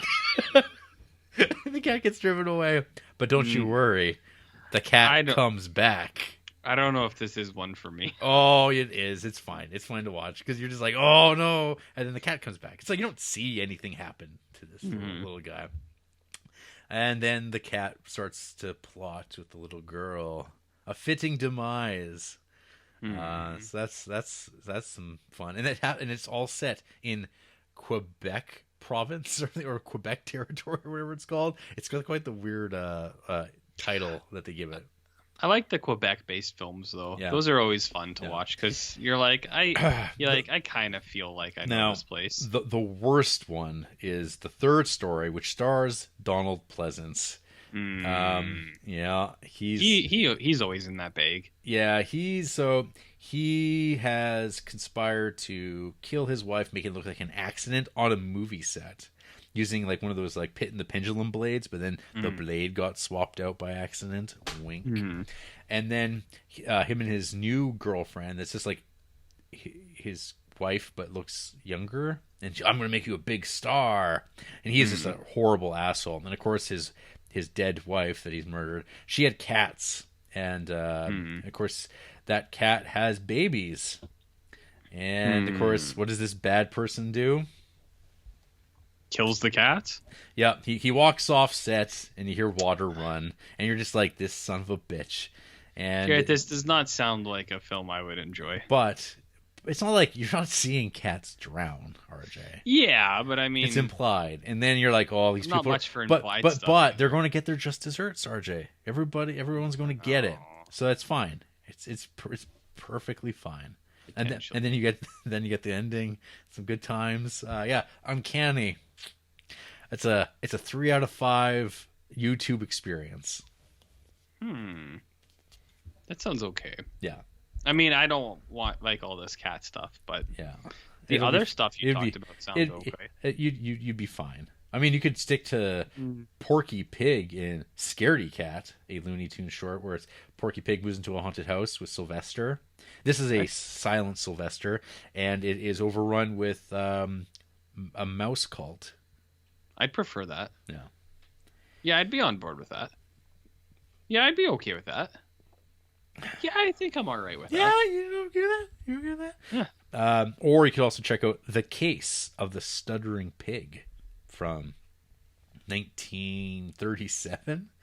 That's got some cool Looney Tunes Jekyll and Hyde action. Pretty creepy son of a bitch lawyer guy in this. Well, aren't they all, Jared? Premium 6-minute Looney Tune action. Aren't they all? In glorious black and white. In what? Glorious black and white. Oh yeah, that's always good. No. I like it. Yeah. But Yes. RJ, Yes. tell me about how you finally watched Freaked, a movie I told you to watch ages ago, but it wasn't until friend of the show Ryan Nagel watched it and gave it the 4 stars. You're like, okay, I better watch it now. When did you tell me to watch this? Oh, so many times, RJ. So many times. Yeah. It wasn't just that friend of the show Ryan Nagel watched it. I saw that it was on his list, and I think he told me, he's like, oh, it's on YouTube. You can just watch it. Or he's like, it's easy to access. He's like, and the copy's pretty good. And I went, oh, okay. It's also streamable, I think. Well, fucking Just Watch has lied to me again, if that is the case. I'm pretty sure this is like on Shudder. Well, the copy on YouTube was actually really good, so I got no complaints on that end. But if it is, Just Watch has been really treating me like a bag of shit. Good. Well, part of the problem is I don't even think it comes up on Just Watch. Well, exactly. That's I don't know how to find movies anymore. If Just Watch worked, I'd be very good. Very good. But anyways, yeah, it wasn't... I didn't watch it just because I knew he was going to watch it, so I was like, I'll throw it in my list too. But yeah, I watched Freaked. And I don't remember when you talked about Freaked? Was a year or two ago? I've talked about it, I think multiple times, saying you should watch this movie. I watched it ages ago. Let's see. You watched it in 2015. Yeah. And your review was, someone wiped that worm's asshole. God damn it. And then I said, if I had only knew this movie existed sooner. Mm-hmm. Yeah, so Freaked is awesome. Freaked is real good. Freaked's amazing. And it's kind of amazing that it's like Alex Winters just made this whole thing. And like, what else has he done? I don't know. Or he didn't direct it. Or yeah, he did actually direct it. Yeah. So, he made a Frank Zappa movie? That sounds cool. I'd watch a Zappa movie that he made. Lots of Ben 10 stuff. Squeal of Death. That sounds cool. Deep Web. Yeah, that Deep Web. Yeah, the documentary. Oh, I'm all about Deep Web. The Panama Papers. More. He likes shit. those He likes those not conspiracy, but he likes those documentaries. Interesting. What was I gonna say? Yeah. Anyways, I was surprised that he was so involved with this. This thing is like it's set at 100 the entire time it plays out. Yep. It never stops, and it is pretty impressive, to be honest. Like it is. I don't know why this movie isn't more celebrated. It 100% should be, because it's there are very few misses in this. Every single kind of joke that they have is good, and it never ever stops. It just keeps coming the whole time. Like the setups to some of the bigger jokes have good payoff, but then just like every kind of thing in between, it's like boom, boom, boom, and you're just like, fuck, this thing is flying at me. Some notes I made: CGI Jeep scene. I think it was a 90s computer generated scene, which I thought was super funny. The mouse. At one point, someone uses a mouse on a computer, but it is a taxidermied mouse. The Rastafarian eyeballs were a big hit for me. I really liked certain dialogue, like the thing about Frogman, where he's like, Frogman, I think death is probably the best thing for you now. I thought that was super funny. I was just like, oh my God, I love this. The machismo real cheese thing was like, it's like, Andrea always says it, sometimes she's like, that's like a joke you would write. And I was like, that is a joke I would write. Like real cheese for real men. Like I identified with that a lot. But my favorite bit in this whole show, Jared, was with the little kid who's like obsessed with him and follows him around all the time. And like he always kind of blows him off, and you're just like, oh, that's funny. But there's a scene where the little kid is like, I'm going to go out there and I'm going to tell the truth. I'm going to go and talk to these people. And it shows him like walk into an office. He's like, I'm going to tell them what's what. And then you're just like, I wonder if they're going to throw that kid through that window. And then they do throw him through the window. And I went, oh yeah. I was like, that's what, like in my mind, I was like, I hope that's the bit they go with here. And they did. And I was like, oh, I love it. And then it does a couple more too. But so for the uninitiated, what's this movie about? Oh, holy shit. So we have like Alex Winter. He is a celebrity, like a teen, or not a teen, but like a young, like Hollywood male celebrity who's like, ooh, always doing duck lips. And he gets bought by a company, kind of, where they're like, it's this big kind of greedy company, and you get shown what they do, where it's kind of like old guys polluting the world kind of thing. And it's very on the nose, but like not in a bad way. You're just like, I see what they're doing. And the company's like, we want to make you the figurehead for this. And he's kind of like, I don't know, you guys do bad stuff. And they're like, this is the money we offer. And he goes, all right. So they send him along to kind of promote this stuff. And then at the same time, you find out the company, they're just making like this, they have like this byproduct or like this off waste that is harmful to everything. And they're like, it's okay, no one will notice. So they send this guy around, and he kind of crosses paths with Randy Quaid, Jared. Uh-oh. And we all know Randy Quaid. Mm-hmm. And he in this movie, he goes by Scuggs or something like that. Yeah. So he goes to this, like, basically like a carnival, and he kind of gets kidnapped, and mutated. So Scuggs, Randy Quaid has this thing. They go to like a freak show. Actually, this is how it gets set up. He's in the car with someone, and the girl's like, "Let's go to the freak show." A girl and a guy that's with our vain actor, and he's like, "All right, we'll go to the freak show." And they see such marvels like the bearded woman, sock man, cowboy, which is a big one for me. And I like cowboy. Just mention who is the bearded woman? Mr. T. Correct. In a pretty perfect casting, I would say. You have Mr. T as the bearded woman. You have, cowboy, who is a cowboy. You have a guy who is a sock, played by Bobcat Goldthwait, or whatever his name is. Yeah. Goldthwait, which I like quite a bit. You have the Eternal Flame, which is that guy from I know him from Seinfeld, the double Parker, but he's also in all those pirate movies, and he's just a guy who is constantly farting a flame, which I went, yeah. I like that. You have the what is his name actually? Is it Worm Man? What is his? Okay, there's Cheesewort, Giant Stewie Monster, the Dog Boy. Oh yeah, there's Ortiz the Dog Boy, and that's Keanu Reeves, actually, Jarrett. Keanu Reeves. The actual guy's name is just Worm. So Worm is in here.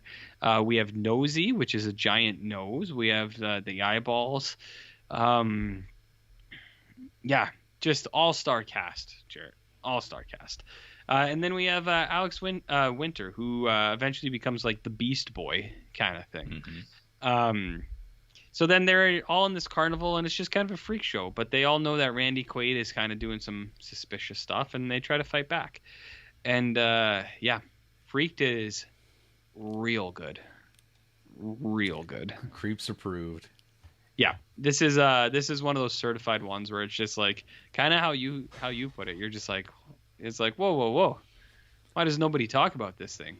And it's true. People should talk about Creeped. Creeped is awesome. Real good. So good show. That's about all I have to say about it. But is it as good as Exists? Few things are as good as Exists, Jarrett. Few things. So was this on?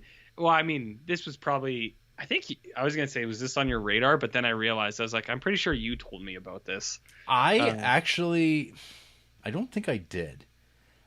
So I mean, I've been watching these Squatch movies for a while. I've got an ongoing list of movies I'll pick at here and there, and I saw that you watched Exists, and I was like, the Sam Squatch, and I saw you gave it 3 stars, which I mean for a 2014 Bigfoot movie from RJ, that's pretty good. It's pretty high. That's a high regard. And so who made this film, Jared? Eduardo Sanchez, brother of Sam. And who I didn't realize also, Sam's talented brother made Blair Witch Project, everyone's favorite Lovely Molly that no one talks about, Altered, which is an alien picture. That's the one that you had told me about. Yeah, that's not a good show. It's not great. Exists is better. It is better. So so I saw it Exists, and I was like, the one day I was on. What was it? I was just on Amazon Prime, I think, and I watched. I watched Cabin Fever 3 because I had to watch it there, and I had to acquire Cabin Fever 2 Spring Fever, so I was all caught up on the very tight chronology of the Cabin Fever films. And I was like flipping through after watching Cabin Fever 3 and being like, oh, hoax. I'm like, well, whatever. I'll give this a try. Ooh. Hoax not up to the Exists standard? No, Hoax made Exists that much better, because Exists is what you kind of want to a degree. Yeah. And it's just Exists is like, I think we're overrating it a little bit because of like some really good stuff that is completely undermined by the stupidity of this movie being a fucking found footage film. Oh yeah, and well, I mean that's my biggest gripe too. Just shoot it like a handheld movie. Just like shoot it like a Yep. Dogma 95 movie. You don't have to like, oh, this would be found footage. Like, no, it doesn't. Just shoot No, it it like handheld. Do all the creature effect stuff the exact same way, which are awesome. The monster Yes. looks awesome. All that stuff you could have accomplished without it being like, oh, I need an excuse to be filming. And I think there's like, I was keeping track. I actually had notes for this one. Nice. Now, where did I? Well, first of all, what is Exist about? Four friends. So there's two brothers, one of the brothers' girlfriends, and their African American friend. They're gonna go Yes. camping, but they're gonna go to the cabin that the brother's uncle owns. But they find out later that they didn't ask the uncle's permission. No, they didn't. And what does that get you in? What kind of trouble does that Trouble. get you Well, when you're driving around and you're investigating, because you're going to make, and I quote, where is it? Did I write that down? Oh, we're going to have the best YouTube video ever. It's like, what? If you assholes just jumping in the lake? That's almost as bad as the McPherson tapes. Guys, I'm zoomed in. Mm-hmm. I'm zoomed in, guys. So these guys, right at the bat, these guys are driving down the road and they're doing found footage things in their car. And then Burning beards like a bunch oh of bricks. yeah, and I was then just like, oh, and then stupid. suddenly you see like a glimmer of something off the side of the road, and they hit it, and they go off. They go, whoa! What the hell was that? The car's all messed up. And then when they investigate the vehicle a little bit, they also check the camera, and they see like I don't know, like a Bigfoot. Well, yeah, a bipedal hairy thing walking. It's a Bigfoot. It's a Bigfoot. It's clearly a Bigfoot. I'd be like, holy shit, let's get out of here, guys. Let's sell the tape. But I think I laughed because it's like they're pulling out some like some fur out of the grill, and it's like there's Bigfoot pubes. They're so like curly. It's like Jesus, like what's going on here? But then they're like, well. We looked around the woods to see if there's anything around. We're good. Let's go on to the cabin. We had some leering pervert friend action because the guy's like, "Hey, yeah, I'm gonna film my brother and his sister banging," and then there's like, is it just like the one? Oh no, there's two girls. Yeah, there's two girls. I forgot. Yeah, there 2 girls, 2 boys. Two No, girls, 3 one boys. boy. Yeah, sorry. So Two girls, so 3 boys. the leering pervert guy with the camera, found footage excuse. Yeah. He's the fifth wheel. Yes, So it's he like is the fifth. yeah. So there's the brother and his girlfriend, and the guy and his and girl. the friend and his girlfriend. Right. Who very important to the story. Those two? Oh yeah. No, they just exist. They just exist. Yeah, well, the one causes issues later, which is troublesome. But... Leering pervert friend with camera is like checking them, like making out, and of course while he's doing there, he hears a sound. He's like, "Oh guys, there's something over there." They're like, "What are you doing? Were you filming us?" And they confront him. And they take his memory card out, but he's still still filming the footage somehow. Yeah. This movie doesn't worry about such things, Jarrett. At some point in, I think one of the characters exclaims, "It's Bigfoot!" Yeah, it's annoying. Guy goes, "It's Bigfoot," and then you go, "Nice, nice." And then they run afoul of a Bigfoot. And so yes, they do. Bigfoot's got a hard on for these people. He wants to fuck them up. So he smashes around the outside of the cabin on night 2, I guess. And their car. Well, that's the thing is, then my note was Bigfoot just fucked up your car. Yes, he did. Yeah, he just put a fucking tree through the windshield. They go to start it. It's too fucked up. Mm-hmm. Well, he made sure he was like, these people ain't leaving. I'm Bigfoot, and I got something to say. Mm-hmm.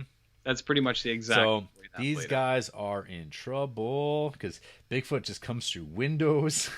And like he's just smashing through. It's really good. Like the Bigfoot costume and like performance is like the best Bigfoot of all the Bigfoot pieces of shit I've watched. This is like the best Bigfoot by far. Wow. Like, yeah. Oh, easily. This Bigfoot's so good. So they're like, "Oh, we got to get out of here, you guys." So brother, he's like, "I'm gonna take the bike and I'm gonna ride out of here." And I'm like, "Why don't you all leave? What is only what? Why are you all not going together? Like, how far could it be? You could start running. they start running, but it's like, nah, one of them, he'll go get a phone signal and get a hold of our uncle, and he'll save us. So, Dum, he starts riding his bike out, and of course he's like, oh, I got a bar, I'm gonna try to make a call. Oh, it's not working. And then he keeps riding along some more, and he's like, oh, I've got a single bar, I'm gonna try to connect again. And then we get this like ridiculous conversation we hear like 3 more times of like getting a hold of his uncle. It's like whatever his name is, Jerry, what, Uncle Bob, Uncle, what? it's on, yeah. You're at the cabin, Uh-huh. and you're like, and then suddenly Bigfoot shows up. He's coming. Oh. And oh Lord, he's coming. And Bigfoot starts running. He's running like, I don't know, I think you put it 30 miles per hour through the brush. And he's just running. He's like on his bike. And Bigfoot's just running beside him. And then finally, so good. And then the path you start realizing is going to cross paths with the Bigfoot. And the Bigfoot just fucking hammers this guy. And he goes fucking flying. And then Bigfoot just, fucking blazing the beating on this dude. Have you ever seen the Dave Chappelle with Rick James where he's talking about how Eddie Murphy and Charlie Murphy beat on his legs and his legs were like linguini? Yeah. That's what Bigfoot does. He just mashes up his legs so he can't walk anymore. Exactly. Oh. Smart. Yeah, that scene is so good. When the guy's biking and he looks back and he's like, oh shit, and Bigfoot is just full on. But he's booking it. Okay, He's running and so fast. And so night descends, and of course they're like, "Oh, he never got back." But then at one point, like Bigfoot takes the bike, and he just like a torpedo, just sends it launching at the cabin. They're like, "Oh shit!" And that's his bike. They don't even know at that point, and they run inside, and this is like the siege of the Bigfoot. Yes. And the Bigfoot doesn't care. He's done. He's done fucking around.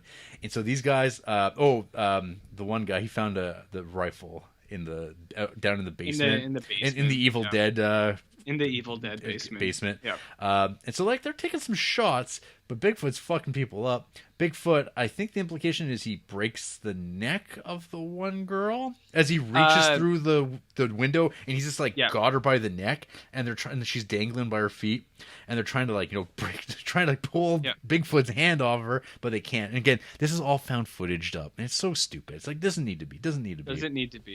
Yeah, I think he crushes her windpipe or something because she doesn't die immediately, but she does die. But she's like, yeah, it's not super clear, but then she's dead, and it's like so her boyfriend takes her down with him to the Evil Dead basement cellar, and they hole up, and they're like, oh, I think we got the best of Bigfoot. He doesn't know we're down here because he's just a stupid animal. And camera pans. Oh well. So we hear him kind of walking around, and then like, shh. He doesn't know we're down here.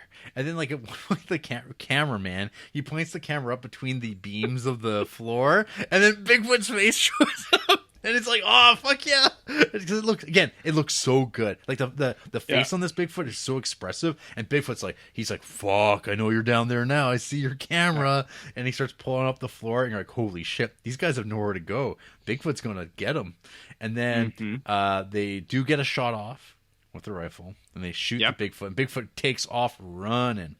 And so they make their way back out, and they see that the girl has died from her broken windpipe, crushed windpipe, and they're like, we gotta get out of here. Oh, but sorry, before that, the note I sent you, the quote was the one guy, he's like, he got the generator, he's fucking with us. Bigfoot took out the power. He's doing it just to fuck with you. It's like, yes. Big Bigfoot. And so they make a run for it. And they, I don't know, at some point, they make a run for it, and then the side guy gets at that point where he's all frustrated. He's like, fuck it, I'm gonna kill you, and he starts firing off at nothing. And then Bigfoot's throwing rocks. They're hiding under that bridge, and then Bigfoot starts throwing stones at them, like big full-on stones, like little boulders, and like they're just sitting there, and their shelter's just getting pelted by these huge stones, and I was like, oh, so good. So good. So they try to run away, and they get away from him, and then they actually find his his hole. They find his squatch hole. squatch hole. And then and they hear brother annoying guy's like, maybe my brother's in there. I gotta find out. So he crawls in. And he finds him. He finds him, but his legs are like linguini. They're all smushed up. And then he turns around and you see Bigfoot face, and he blasts and he blasts him, and he starts and then I'm blasting. Just Danny DeVito. Yeah. He goes in blasting. Yeah. So they shoot Bigfoot and he runs away. Yeah, he drags away. And you're like, oh, okay, it's all over with. Let's drag my crippled brother up out of here. And then they're like, hey, there's this RV that we've walked past before. We got a hole up here. They get another phone call from Uncle Bob. You're at the cabin? You're at the cabin. Says, I'm at the cabin. The bars. We've run out of bars again.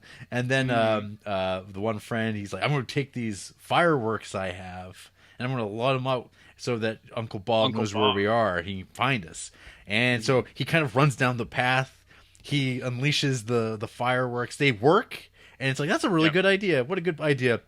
But Bigfoot's there. Bigfoot is fucking hauling ass after him, and it's so good. You get the shot from the trailer because, like, for some reason, when he went to go set the fireworks up, he kept the GoPro on. Because why would you? Why? It's so stupid. That's the biggest crux to this movie. Yeah, but yeah, it's such a pisser. So then you get from the trailer's perspective, you see him returning and he's running and there's Bigfoot running after him. Oh, it's so fucking awesome. And then he like kind of slides and he gets kind of like tackled down and Bigfoot's on top of him and just beats, like, fucking murders him dead. He smashes this dude. And then Bigfoot shows up at the trailer. And he fucking just, because it's like right on the edge of this cliff, and I don't think I guess at that point they didn't realize it. They're like, oh shit. Yeah. Bigfoot picks this trailer up and throws it off the edge of the cliff. Oh, and then it leads to one of the best scenes in the movie. Oh, we're almost there. Yeah. The girl goes to the door. Oh, well, okay. So, so the trailer goes down. Yeah. And it's at the bottom of the gulch, I guess. It's like it's a shallow gulch. And like everyone's fucking done. Yeah, and that scene's filmed really well too, where the trailer is like rolling and there's just people in there rolling around. That thing is really well done. And then I just really like what happens next. Yes. I think it's super funny. So so you get like kind of like the, again, found footage man. He's okay. Yeah. But he's mucked up. His brother though, dead. And they do some good purple bruising on his head where it seems like, oh, his head's been caved in. He's done. Yeah. And he's dead. And he's checking, oh God, what's going on? And then, RJ, we get the scene that you're talking about where it's basically on its on its side. It is on its side. The door in is facing up. The actual main entrance, it's facing back up to the sky. And then he goes up to the sky and he looks up. And what do we see, RJ? We see Bigfoot leaping off of the cliff down onto the trailer. And it's like, so you get the undercarriage of the Bigfoot as he lands. Like, you're like, holy fuck. It's like, as soon as the camera looks up, it's him dropping. And he drops into the camera and you go, whoa. Whoa. Yeah, I loved that. I thought it was so funny. Yeah. So they're hooped, these people. They're fucked. And so we kind of like transition to like blackout time. And then like Bigfoot starts dragging these people out. So because the one brother, he plays dead. Like the found footage guy, he starts running away, but he realizes I can't fucking do anything. So he just kind of like drops and collapses and just like dead. And Bigfoot, there's like a long period where Bigfoot's examining him. He does one of those like big fucking chest thumps on him, which would be like he probably broke his ribs. Yep. And the guy's just like doesn't give up anything. He made a very good roll. And then so Bigfoot just drags him off, and he starts dragging everybody off. And then you find yourself at this weird little site in the woods with this like big weird dead tree, and found footage man wakes up, or gets up to his kind of gets to his feet, and he's like, "Oh God, everyone's dead but me. Oh God." I mean, he's looking around. There's these flies though, and you're hearing these flies on this audio track. And you're like, "What's going on?" It's like, It's like that seems like pretty grim. The flies have set in on the friends. Yeah. It's like that's cool. And then RJ, you get the reveal. You get the reveal of what this has all been about. Which about a half hour earlier, I was like, "Oh, maybe like they hit the mate of this guy." Yeah. Of this Bigfoot, and this is what it's about. It's actually the whole time it's been revenge, and we didn't realize it, and it was. However, it's a different kind of revenge, because what do we see in this like weird pit? This hole, this like shallow hole by this big dead weird tree. Grief and loss. Baby Bigfoot dead. A little dead Bigfoot. Dead, and it's just like, it's like a little dead monkey thing, and it's just like, it's like, oh my God, it's like got flies on it. You're like, it's a dead little baby Bigfoot, and you're like, and the guy's like, oh God, I didn't mean for this. And he's so sad. He's so sad by the little Bigfoot, and then Bigfoot shows up, and so good. He makes him look. Yeah. He forces him to look. He says, "Look at what you did. Look." Mm-hmm. He says, "Are you proud? Are you proud of what you did? Yeah. Does that make you feel good?" Look at me. It's so good. And the guy goes, "I understand. I'm sorry. I'm sorry." And then he emerges Uncle Ben. Oh yeah, Uncle Bob. Uncle Bob shows up. Sorry, Uncle Bob is there. Sends off a shot at the Bigfoot, scares him off for a second, and then Uncle Bob is like, "Let's get out of here. We gotta get out of here." And he's like, the camera Bob, guy's like, I'm "What so about bad." the friends?" It's like, And shut he's up, like, shut up, shut up, fuck them. Keep running, because obviously it's like this Uncle Bob. He knows all about this. He knows about Bigfoot, and he's when they first get to the cabin and it's all like shitty and gross, but there's like things set out, like the dinner was still set, and they're like, "Wow, man, your uncle left in a hurry." Mm-hmm. And it's like, yeah, Uncle Bob knows about the Bigfoot there. He just never, and then he starts to, he actually admits a little bit earlier to the friends. He's like, "We knew, but we never believed him." So like Uncle Bob told everyone, was like, "There's Sam Squatch up in them hills," but they were just like, "We never believed until now." So they're running to get to the truck, running, and then fucking Bigfoot shows up, and just fucking like hammers Uncle Bob so hard. But he's just dead, like, because he's done. Like, you see his feet, and you don't even know what happened to him. He's just like, he's out for the count. And of course, our protagonist, he decides, he's like, "I can't run anymore. I deserve to die. I killed a little baby Bigfoot. Do with me. I'm so sorry. Do with me what you will." And Bigfoot understands. Bigfoot's, of course, very, like, he's got a big fucking chunk of him blown out of him from this, like, shotgun blast to his arm. It's a big festering hole. It's like, we don't know how long Bigfoot's got left in him. Well, we don't, but we do know that he's going to see this thing through. He's going to see it to the end, because you know what? He deserves it, you know, and he's really trying. But yeah, Bigfoot's there, and then there is kind of an exchange of emotion, I would say. And then, Bigfoot says, okay. He says, "You guys paid your due. You learned your lesson.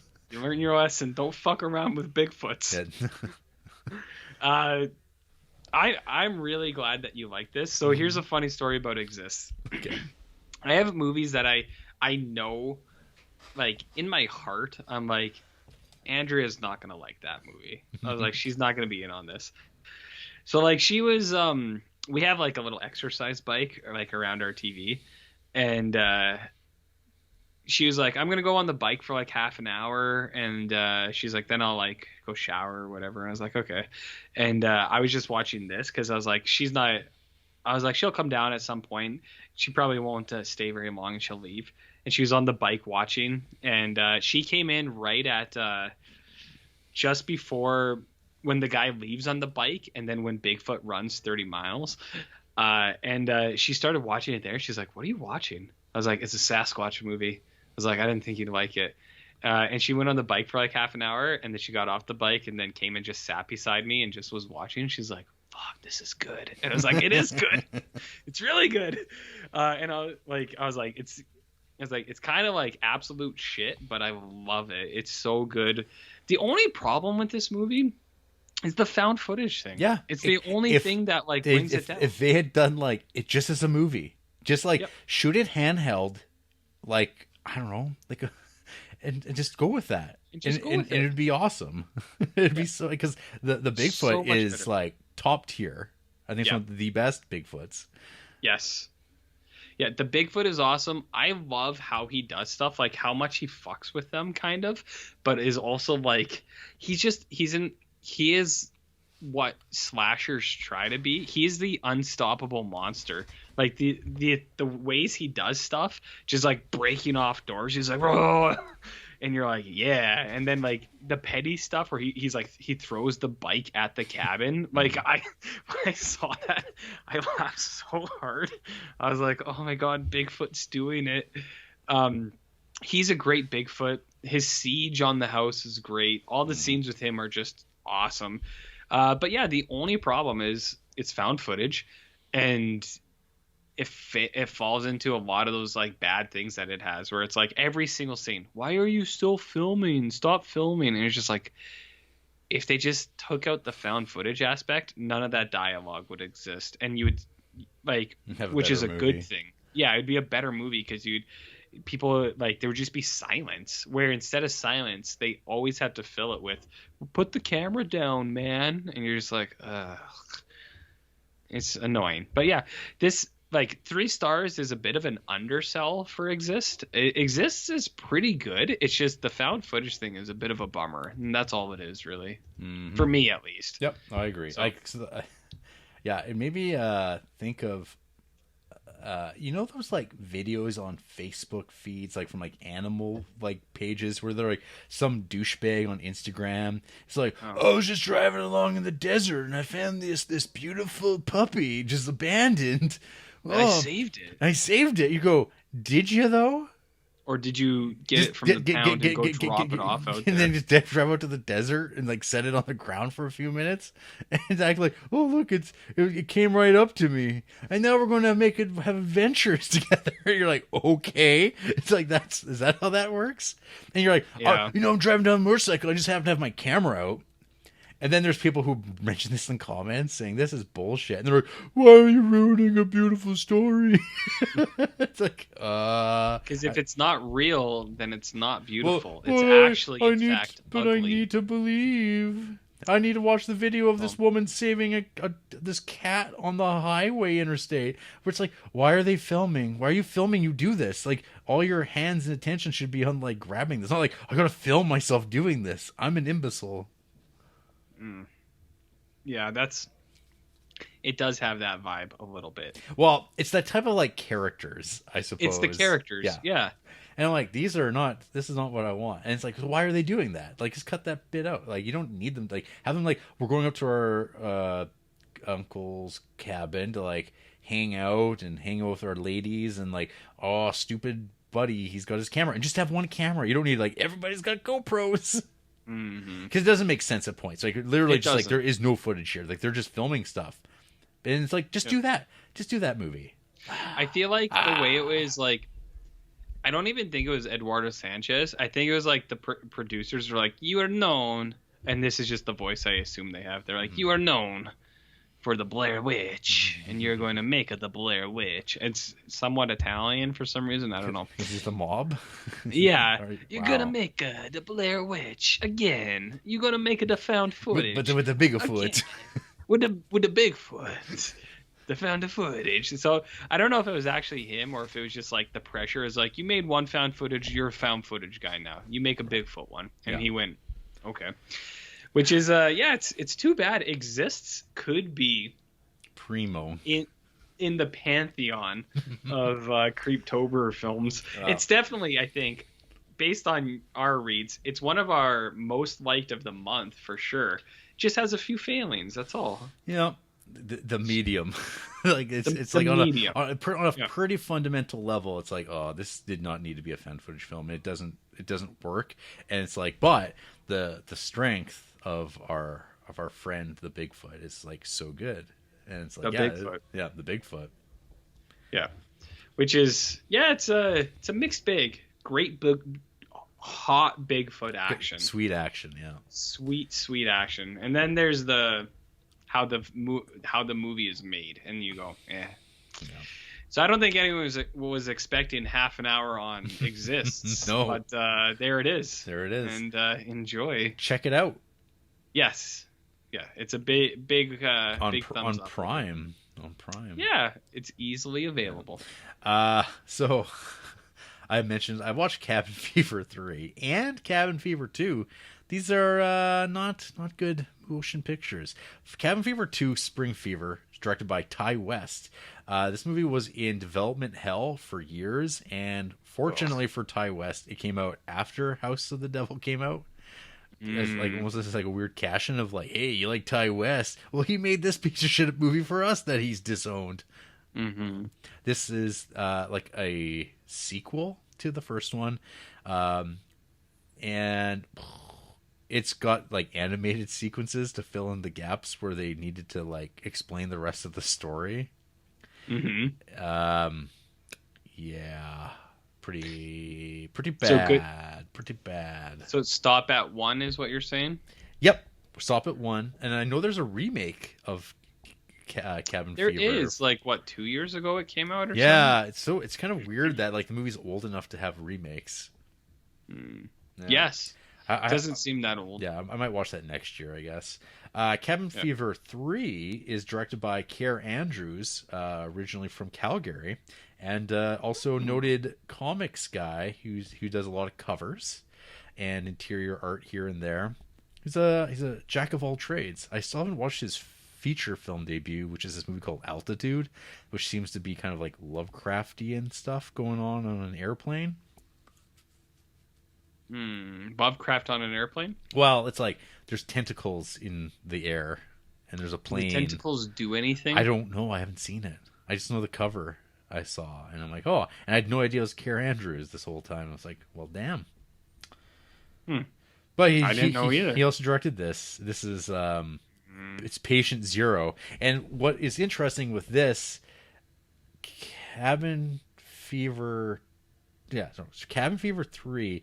And Borderland and Cabin Fever have this weird relationship of all three of these movies in some way feature Sean Hunter or Samwise Gamgee. Sean Astin? Sean Astin is in Borderland and Cabin Fever 3 as Patient Zero. Which I was not expecting. I was like, "What the fuck? Why? How did I watch 2 movies with like Sean Astin within a 24-hour period? It doesn't make sense." And Sean Hunter. Yeah, they kept coming. So, Borderland, though, I could maybe talk a little bit about. Sure. When I was looking up the Splat Pack stuff, I also came across like a sub headline on torture porn.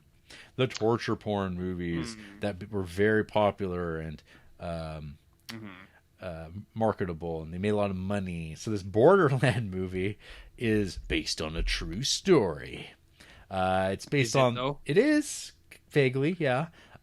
It is based on this like satanic drug dealer cult that was around in the late 80s in Mexico, where they were sacrificing human beings in a trade with the devil so that their drug mules would be invisible going across the border. Sounds fine. That's what they were doing. They thought that there was a correlation. So they were pretty fucked up. And in the real life story, this kid and his buddies from University of Texas went down to Mexico to have some fun, and one of them never made it home. He was human sacrificed By a Sasquatch? by drug dealing Satanists, narco Satanists. So this tells that story sleazily. Ryder Strong, he plays our victim. He gets fucked up pretty good in this movie. I'm like, poor Sean. He never had a chance. He even in Boy Meets World, he didn't have a chance. He was always fighting up, you know. Corey. Corey, and then there's that episode where Eric laughs at Sean for being poor. Direct quote, "Ha ha, Sean's poor," and then everyone went, "Ooh, shit." Damn. Yeah, so this movie opens up with two cops investigating some mansion, and when I was watching it didn't even have subtitles, and it was fine. I got the broad strokes, but then they came across these two dudes, they drug him, and then they start torturing the one guy, like literally, like they saw off his leg, or no, his arm? His forearm, one of his arms, and then they pluck out his eyeballs, and you're like, I see. But that's and then like his partner survives and is going to want revenge for later. And then we cut to the three friends that are going to go have party. They're going to get their Christian uptight friend laid down in Mexico. Does it work?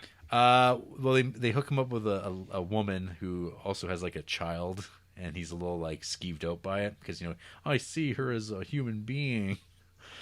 It's kind of weird to pay money for sex for that, and you know it's kind of messed up. But I'll let her keep the money. I don't want to do anything. And the one friend, he's like a Republican right wing guy, and his dialogue is very on the nose, talking about what are you gonna do? Start driving a Volvo and voting Democrat? That's Does he? No, no one survives. Well, that's not true. Wow. Brian Presley does, but Jake Muxworthy does not. He's one of your favorite actors. Jake Muxworthy, always one of my favorites. I love that guy. What has he been in exactly? Some of your favorite films. Grind is like his most probably famous movie. He's kind of a doodly dude. Anyway, he gets macheted to death. That's pretty grueling. Sean Hunter, he gets he's like hacked into his leg, and yeah, he gets all kinds of messed up because you can hear the devil through the screams of the torture. We find out from the cult leader. Is that true though? I don't know.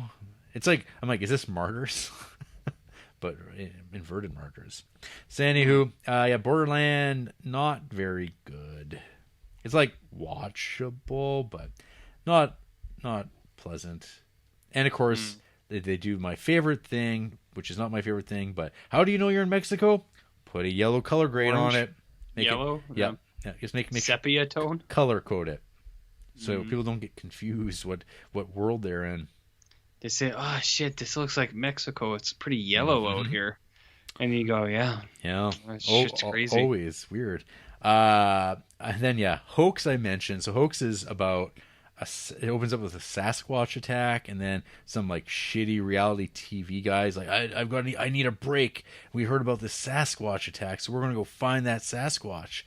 And so they get like a B-list celebrity TV host to come along, and they bring in a simian expert who's going to get paid big money to come.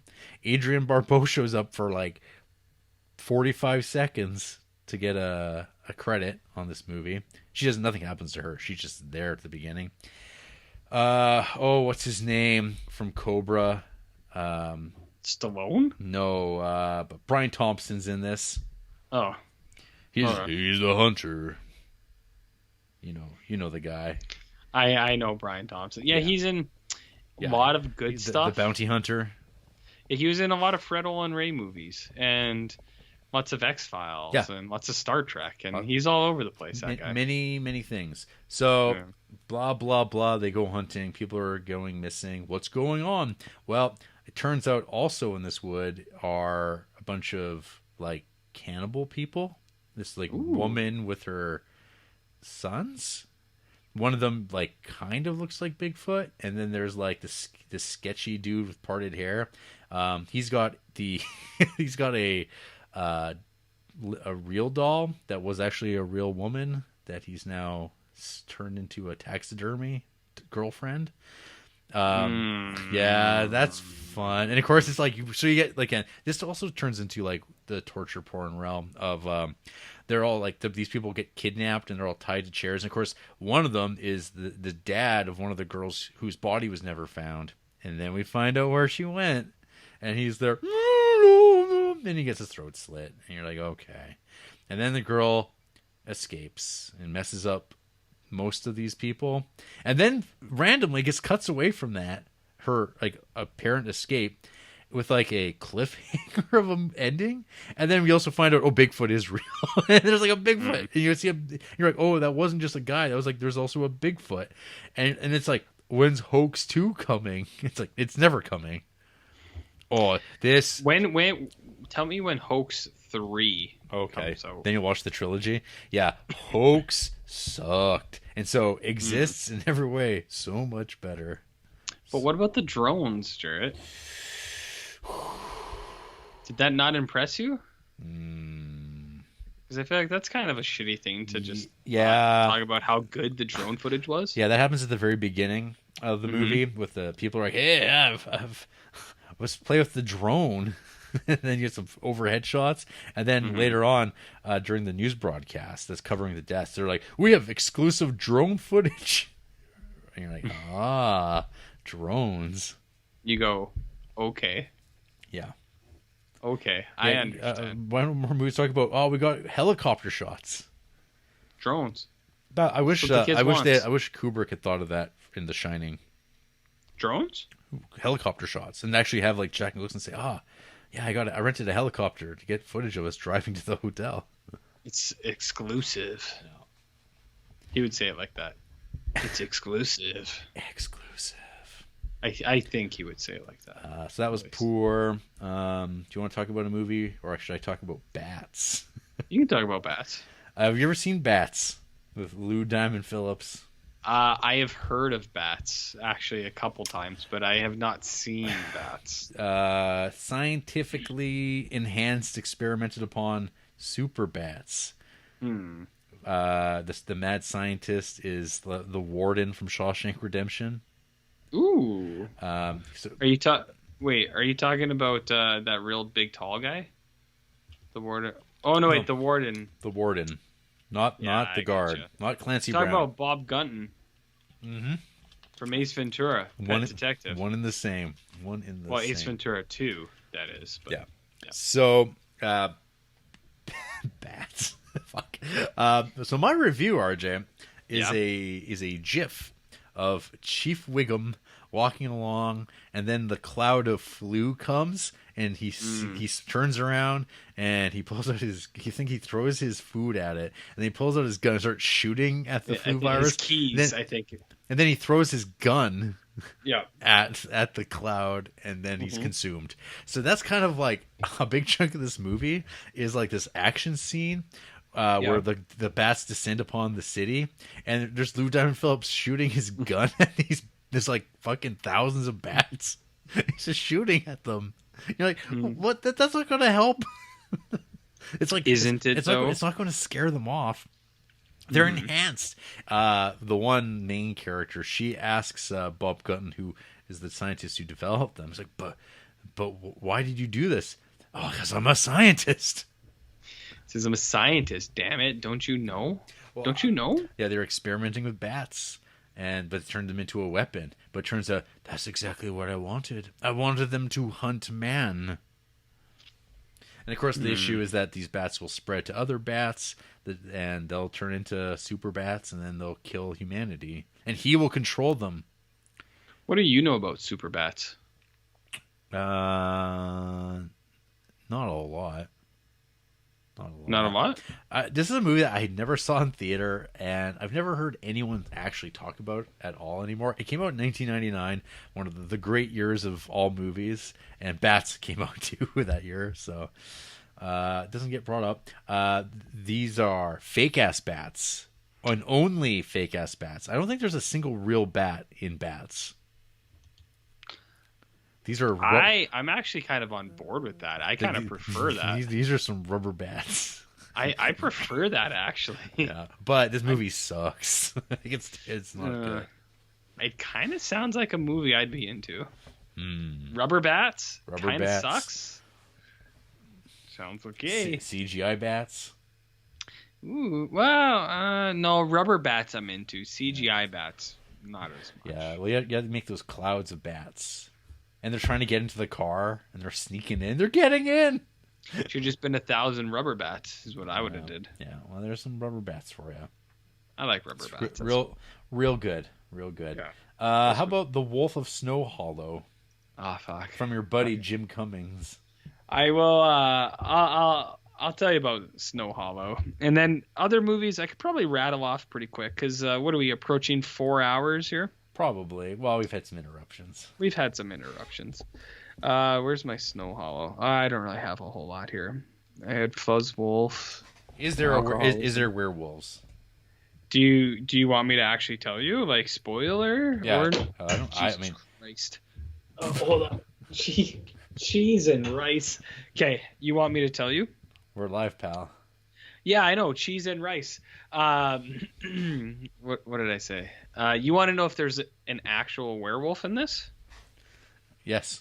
Why do you say that? Why do you think that wouldn't be? I don't want. It's called the Wolf of Snow Hollow. I don't want it to be a metaphor. There's no metaphorical wolves. There is a. I don't know if I want to say. There's no metaphorical wolves. There is a wolf of some kind. There is a wolf man of some kind. Like Wolf of Wall Street? Not like Wolf of Wall Street. A little bit different. There is a wolf of some kind. I don't want to say because I know you don't like Jim Cummings, but it's like it's not even a huge surprise. Like when you see it, you kind of go, "Oh yeah, that makes sense." It's not a metaphor though. It is a real thing. Is that satisfactory for you? No, I don't care. I mean, I would tell you outright, but what if people are listening? What if people are listening? I guess this movie's only like a year old. Maybe like 20 years from now we'll talk about it. I see one of the hashtags is woke. Very. Oh, Very. Oh, They're seeing, well, so Jim Cummings is a sheriff in a small town, surprisingly. And he's like, so up front, I did like this movie. I like Jim Cummings. There's a few things in this that I was kind of like, But, so Jim Cummings, sheriff in small town, his dad, Robert Forster, Jarrett, you know him? Yep. You remember him? He's the actual sheriff, and he is like kind of retiring, not doing well. And then there's this actress who I recognize. I didn't know her name until I just looked it up here, but her name is Riki Lindholm. She's in tons of stuff. Like you'd recognize her immediately. She's a cop too. So anyways, you're in this small town called Snow Hollow, and it opens up where you have like a young couple. I think one of the guys is like, he was like not Tarzan, but something stupid. I think he was in one of the what kind of movie? One of the Twilight movies or something like that. Anyways, I'll find him later. So anyways, you open up a couple. They're like visiting the town, and they go home. They're in the hot tub. You know, they're doing some stuff. You know what I'm talking about. And then a guy goes in. He comes back out later. He's like, "Where are you?" And she is brutally murdered to the point where she was killed, but also her genitals were removed. Yeah, that caught your attention. Jimmy Tatro is the guy. So anyways, her genitals are removed, and people go, "Oh my God." They say this doesn't, and up front they're like, this doesn't seem like something a human would do, but they're also like, or it's like the cuts are consistent with wolves, but they're like wolves don't take women's genitals. This seems like a serial killer. So Jim Cummings is trying to downplay the town. People are getting real mad at him. So every time there's a full moon, a woman gets killed, and basically her genitals are stolen. So everyone's like, there's a serial killer. Sheriff's office, why can't you do it? Jim Cummings is also a recovering alcoholic, Jarrett, and he is he has a teenage daughter, but he is divorced. He doesn't get along with his ex-wife, so he's trying to kind of patch that. So he's going through his own stuff while he's trying to solve this mystery. So that's what this movie is about. I called it woke because there is a lot of stuff where like he'll talk to his teenage daughter and be like, it's like, I understand you're going through. I don't even know how to describe this.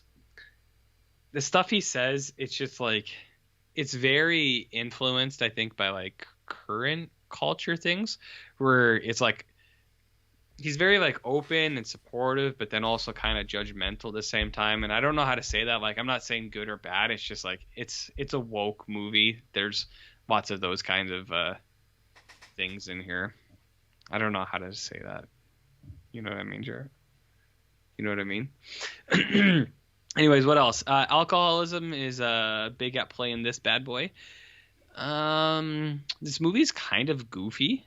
Like, it's got some goofy shit in it, and then it also kind of has, like, when the scenes play and the music plays, some of it's really nice, like, it's kind of snappy, and you're like, all right, I like this, and then some of it's like, boom, ba-dum, ba-dum, boom, and you're like, Seinfeld's here. What else was I gonna say about this movie? I said it was. Oh, you know what I think Jim Cummings is doing?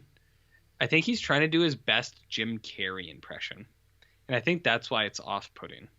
Now, maybe not as much in Thunder Road, but if you watch Snow Hollow and you go in thinking, or even if you don't, you're just like, I think this guy's trying to be Jim Carrey. I think it's going to make a lot more sense what his aesthetic is. But is it like Me, Myself, and Irene, Jim Carrey? A little bit, yeah. It's that haircut. He's kind of like short fuse kind of thing. That's all he does. That's his shtick, though. That's his shtick, yeah. No. I don't know if you would like this because I thought Thunder Road was pretty good, and I liked his character in that. And I know you were just kind of like whatever. It's more of just Jim Cummings, just in a different setting. So I don't know if you would be into this. Yeah, but, I have like no interest in this. Yeah. But Jim Cummings is on Letterboxd. Wow, that makes me even hate him. So that's good. He gave this film 5 stars. Well, of course he did. I mean, that's what you're supposed to do as a Barkster. It's not even in the popular reviews. His review, but it has 1,400 likes. Yeah. But anyways, Snow Hollow is I mean, I liked it. There's stuff I like about it, and I do like some of the stuff Jim Cummings does. Like, I think he's got a good kind of way that he lays stuff out. But anyways, I don't know if you'd be too into this. I liked it. Okay. And I'm not gonna tell you what the wolf is. Okay. It's not a metaphor. Okay. Not a metaphor. All right, what do we do? Terror Train? Yeah, I can do Terror Train. And as I said, I don't know how far we'll go. I kind of want to not go more than 21 more minutes. Mm-hmm. But we'll see. So Terror Train. Yep. Have you seen Terror Train? Yep. Okay. So I watched the Joe Bob of this, and this was Jason Blum's pick, and he didn't talk about Terror Train at all, and he was really kind of annoying, to be honest. He seemed like a producer. Like, he was... Like, Joe Bob's like, how did Blumhouse get so popular? And he's like, well, we did this crazy thing where we promised to give actors money, and we gave it to them. And I was just like, the way he kind of talks, he seems a little out of touch, where it's like, I know that in your world, you might be like the cool underdog guy. But anyways, I thought that was kind of annoying. And Andrea was watching this with me, and she's like, who the fuck is this guy? She's like, he's not even talking about this movie. I was like, no, he's not. But Terror Train itself was a movie I wanted to watch. It is a New Year's Eve pick, which is always appreciated. But Joe Bob talks about how it's actually a Halloween film. Whatever, it's just because of costumes. So this movie opens with a grotesque prank, Jarrett. We have Nerd Boy, and he is getting seduced by Jamie Lee Curtis. And she's like, meet me up in this room. And he's like, okay.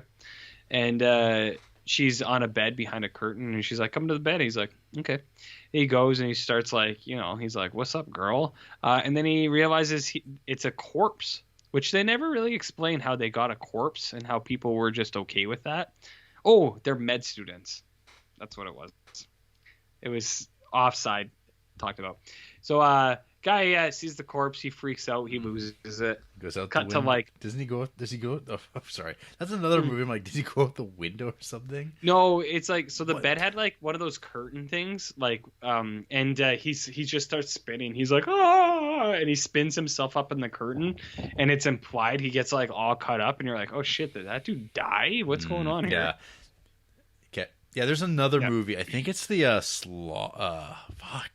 Slaughter High. I think that might be the movie where someone goes out a window. Yeah. There's a couple movies out the window. Out the window. Yeah. So that guy is like, you're like, oh, he's not doing good. And then it jumps like, I don't know, 6 months ahead or something. And it's their New Year's Eve party. And they've booked a train from one town to another. It takes like 2 hours to get there or something like that. But it's kind of like a service train where there's like beds and there's like food services and drinks and stuff like that. So like, we're bored on the terror train, and they're like, nice. And there's a guy there dressed up like Groucho Marx, and he's got like a sword in him. And they're like, oh, Bill, you're such a jokester, man, you're crazy. And then that guy actually dies, and then someone comes and takes the Groucho Marx mask off of him and puts it on. Yep. And he boards the train, Jared. Oh the terror my train. God. Then you find like there's a series of shitty dudes. Jamie Lee Curtis is just like a nice lady, kind of like always. Yep. And then the killer kills people, takes their costumes, and then can kind of move around and stuff like that. There's a lizard man. Yeah, there is a lizard man. His costume's cool. Yeah. I liked his costume. There's a lizard man. There's a costume in this that was really strange, and Andrea and I were trying to figure out what it was. It was a girl, and it was just pants, but the pants came up to like her collars basically. So it was just a huge set of pants. Yep. It reminded me of Martin Scorsese. And then there was just a hand coming out of the pants, which also reminded me of Martin Scorsese. I was like, did she dress up as the Irishman cover and not know? Like, it's just pants and hands. But I don't know what it was. I still can't figure it out. Can you do you have hands in your pants? That's what I thought. That's what I said. I was like, I don't know if that's it though. I was like, I don't know if that's right. It doesn't sound right. Sounds handsy pretty dorky. Hands. Yeah, it was definitely dorky. Yeah. Oh, so he's going around killing people. At the same time, your buddy, your close personal friend, magician, David Copperfield, is in this doing magic for people. Yep. And just blowing people's minds. Every time they show him, he's just like, check this out. And the crowd just is like, oh, fuck. They're like, he's so talented and attractive. Look at how well this guy is put together. And you're just like, man, these people love magicians. I think this was, Joe Bob said, the first and last film of David Copperfield, which is kind of funny. This is also Canadian. Oh yeah. I'm aware. Yeah, and also features Vanity. Yes, it does. Yes, it does. So it's got a lot going for it. This movie made me laugh because they paint David Copperfield in such a way whereas like, did the guy who write this, like, was he a magician that got made fun of? And he's like, magicians are cool. I swear, I'll show them. And that's all. Yeah, he's like, I'll prove it. Magicians are so cool. And he did, and I think he does. Did you read my review of Terror Train from 2015? I don't think so. I'll give you my review, RJ. It's a 3-star review. Yeah. Jamie Lee Curtis is just herself in this, like she always is, and it is good. That train conductor has got to be the nicest person I've ever seen in a slasher film. It kept making me dread him getting it. He's got a wife he loves in a wheelchair. She needs him. Sob. Oh, yeah. And I was way too happy the horrible class clown guy was murdered before even getting on the terror train. Yeah. And then I write, David Copperfield is so good as the snotty nerd magician. Are there any other kind? It makes me want to run out to magician school and throw my life away. Yes. Yeah. Very fitting. Very fitting. And I agree pretty much entirely. Yeah,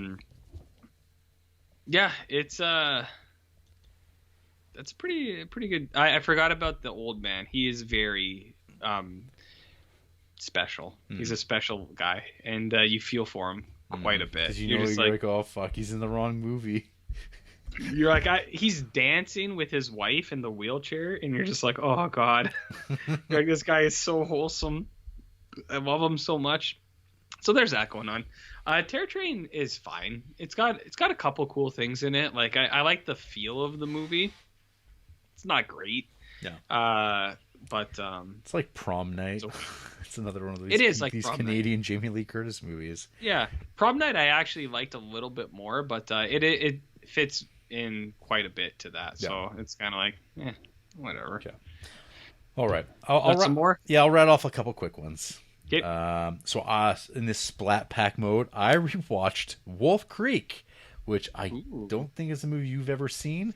No, I'd like to though. I've heard good things. Whoo, man, this is it's a rough ride, man. There's some stuff in it you're just like, oh fuck, oh man, jeez. It's like it doesn't even like do anything too outrageous, but it is like there's things that are like excruciating in terms of like the pacing and like where things are going. The first half of it's fine. Like it's just like these are three people. I think they're very good performances. It's like a guy and two women. They go on a cross-country trip, crossing the Australian desert, like from one coast to the next, I guess is the plan. And they're going to stop and do hiking and hang out. There's this one site they're going to stop by, Wolf Creek Crater, and do this hike where it's like this site where a meteor landed, and it's like this giant meteorite strike in the middle of the desert. And it's like sounds cool. Yeah, so it's like, okay, that's an interesting backdrop. And of course this is also based on some true story stuff about like some serial killers that were killing backpackers and hitchhikers and stuff Down in Australia. And we get was it John Jarrett, who plays Mick. Of course. He's the lovable serial killer, such a charmer of Wolf Creek, because there's a seduction that happens where everyone's like won over by him, and then he gets his claws in you, and then things get grim, and you're just like, oh man, this movie was shot like in HD DVD or like a high def like digital cameras of the time in 2005. It looks really, for considering that, like, it's a very nice looking movie. I've never seen Wolf Creek 2, but I don't know if it's as good or not, or if it's kind of a redux. I never thought I'd watch this movie again in some ways, because it's like, it's just like hard to get through. Well, it's not. It's just like, it's not a fun watch, but it's good. But it's a good movie. Like I don't think. Yeah. It's hard to question it, but it is like it's not fun. It's not like, oh man, I love October. It's like, oh. And then, and there is a point with some of the characters. You're like, what are you doing? Why are you going back? Why are you being Nancy Drew? Why are you examining things like you're looking at evidence, and there's not a man who's going to torture and kill you? It's like there's a body in his fucking garage of like a woman he mutilated for months. Why are you hanging out? You should run away. You should really run away. And so you're just like, it's just like, God damn it. But yeah, we've all got it coming, kid. We've all been there. Yeah, we've all been there. I checked out way of life. I checked out this one movie called Flesh Eater: Revenge of the Living Dead. So this is directed by a guy named S. William Hinsman, who you may recall being the first zombie from Night of the Living Dead. And what's he doing? Well, he I don't know if he's still alive, but he directed What's he been up to lately? He directed this movie for himself to be. He's back. He's back. Pog for him? Yeah, he's going to make some money off of his fame, because no one really got paid from Night of the Living Dead, because it got accidentally put into the public domain.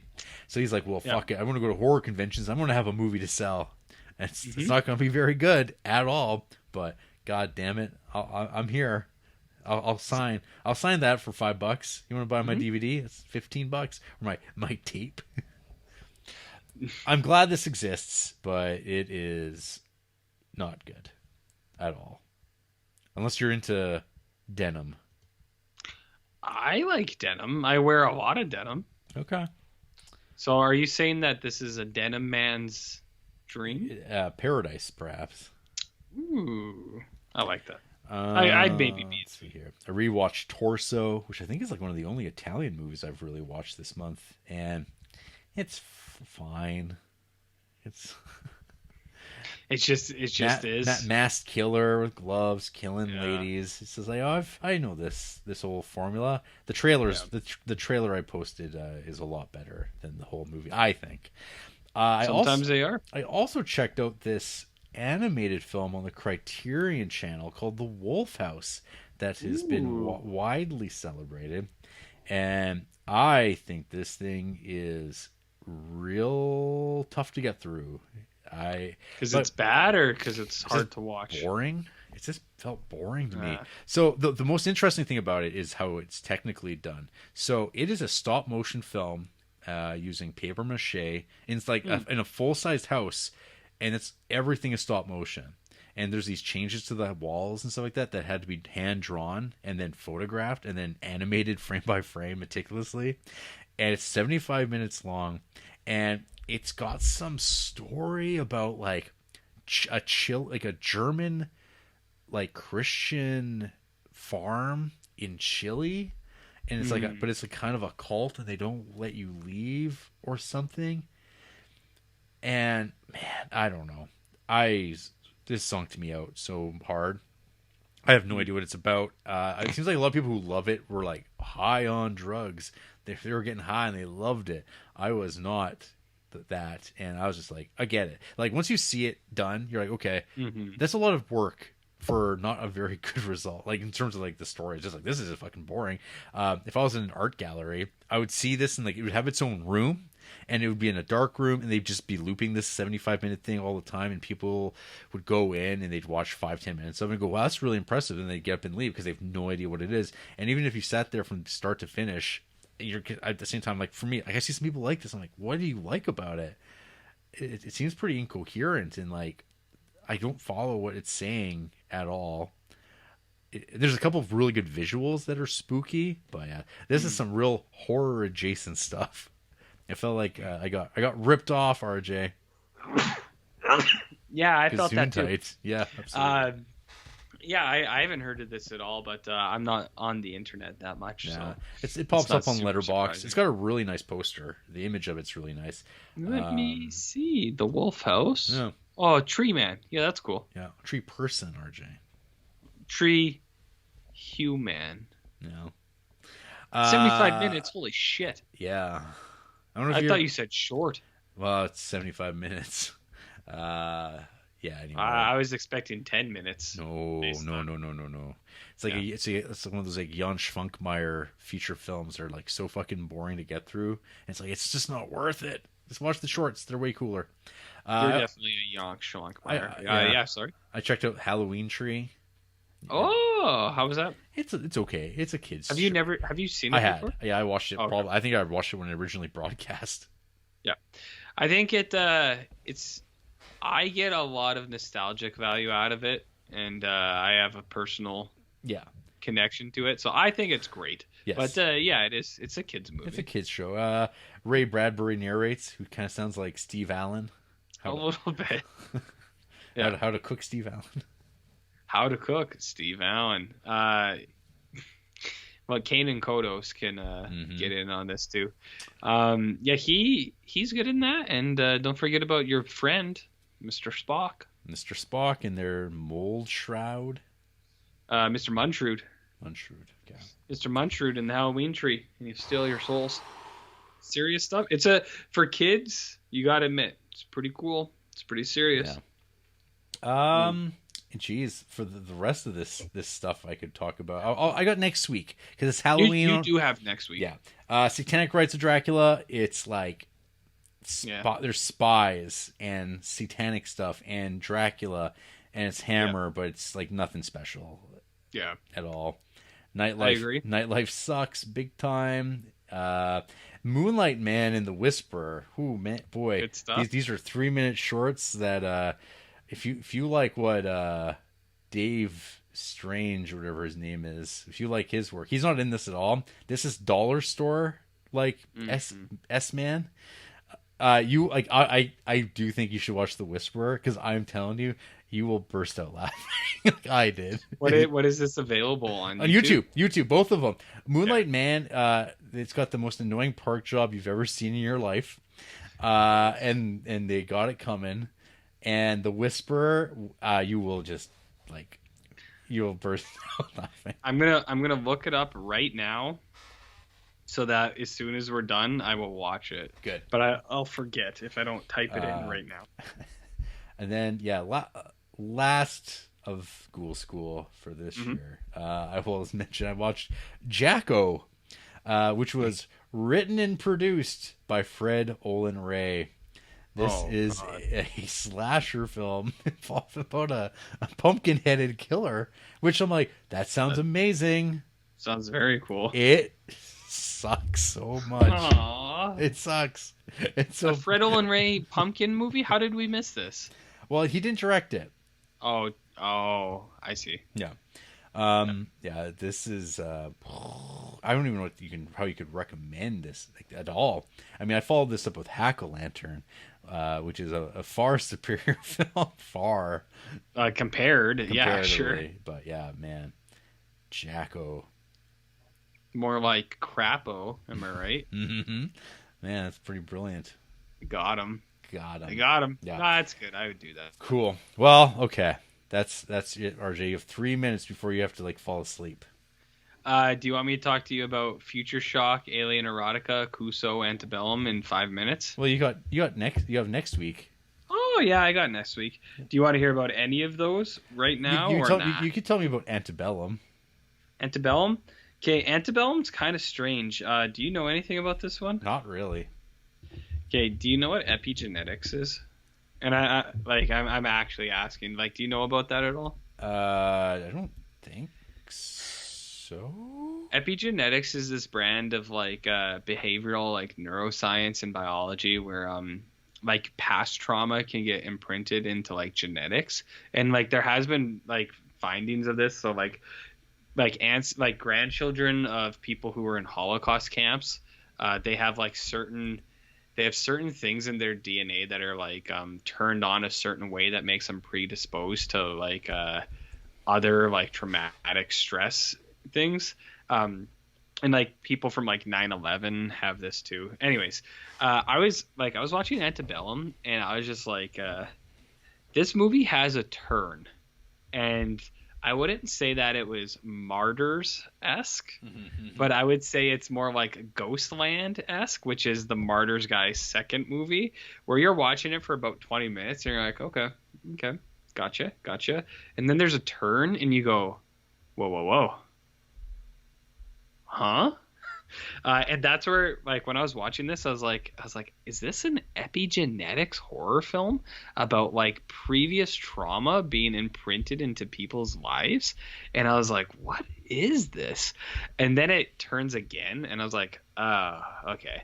But then I was also I almost liked it more in my mind. I was like, the way that they present the first 40 minutes of this, that's honestly how it feels, where you're just even if you don't know what that is, you're just is this genetic trauma?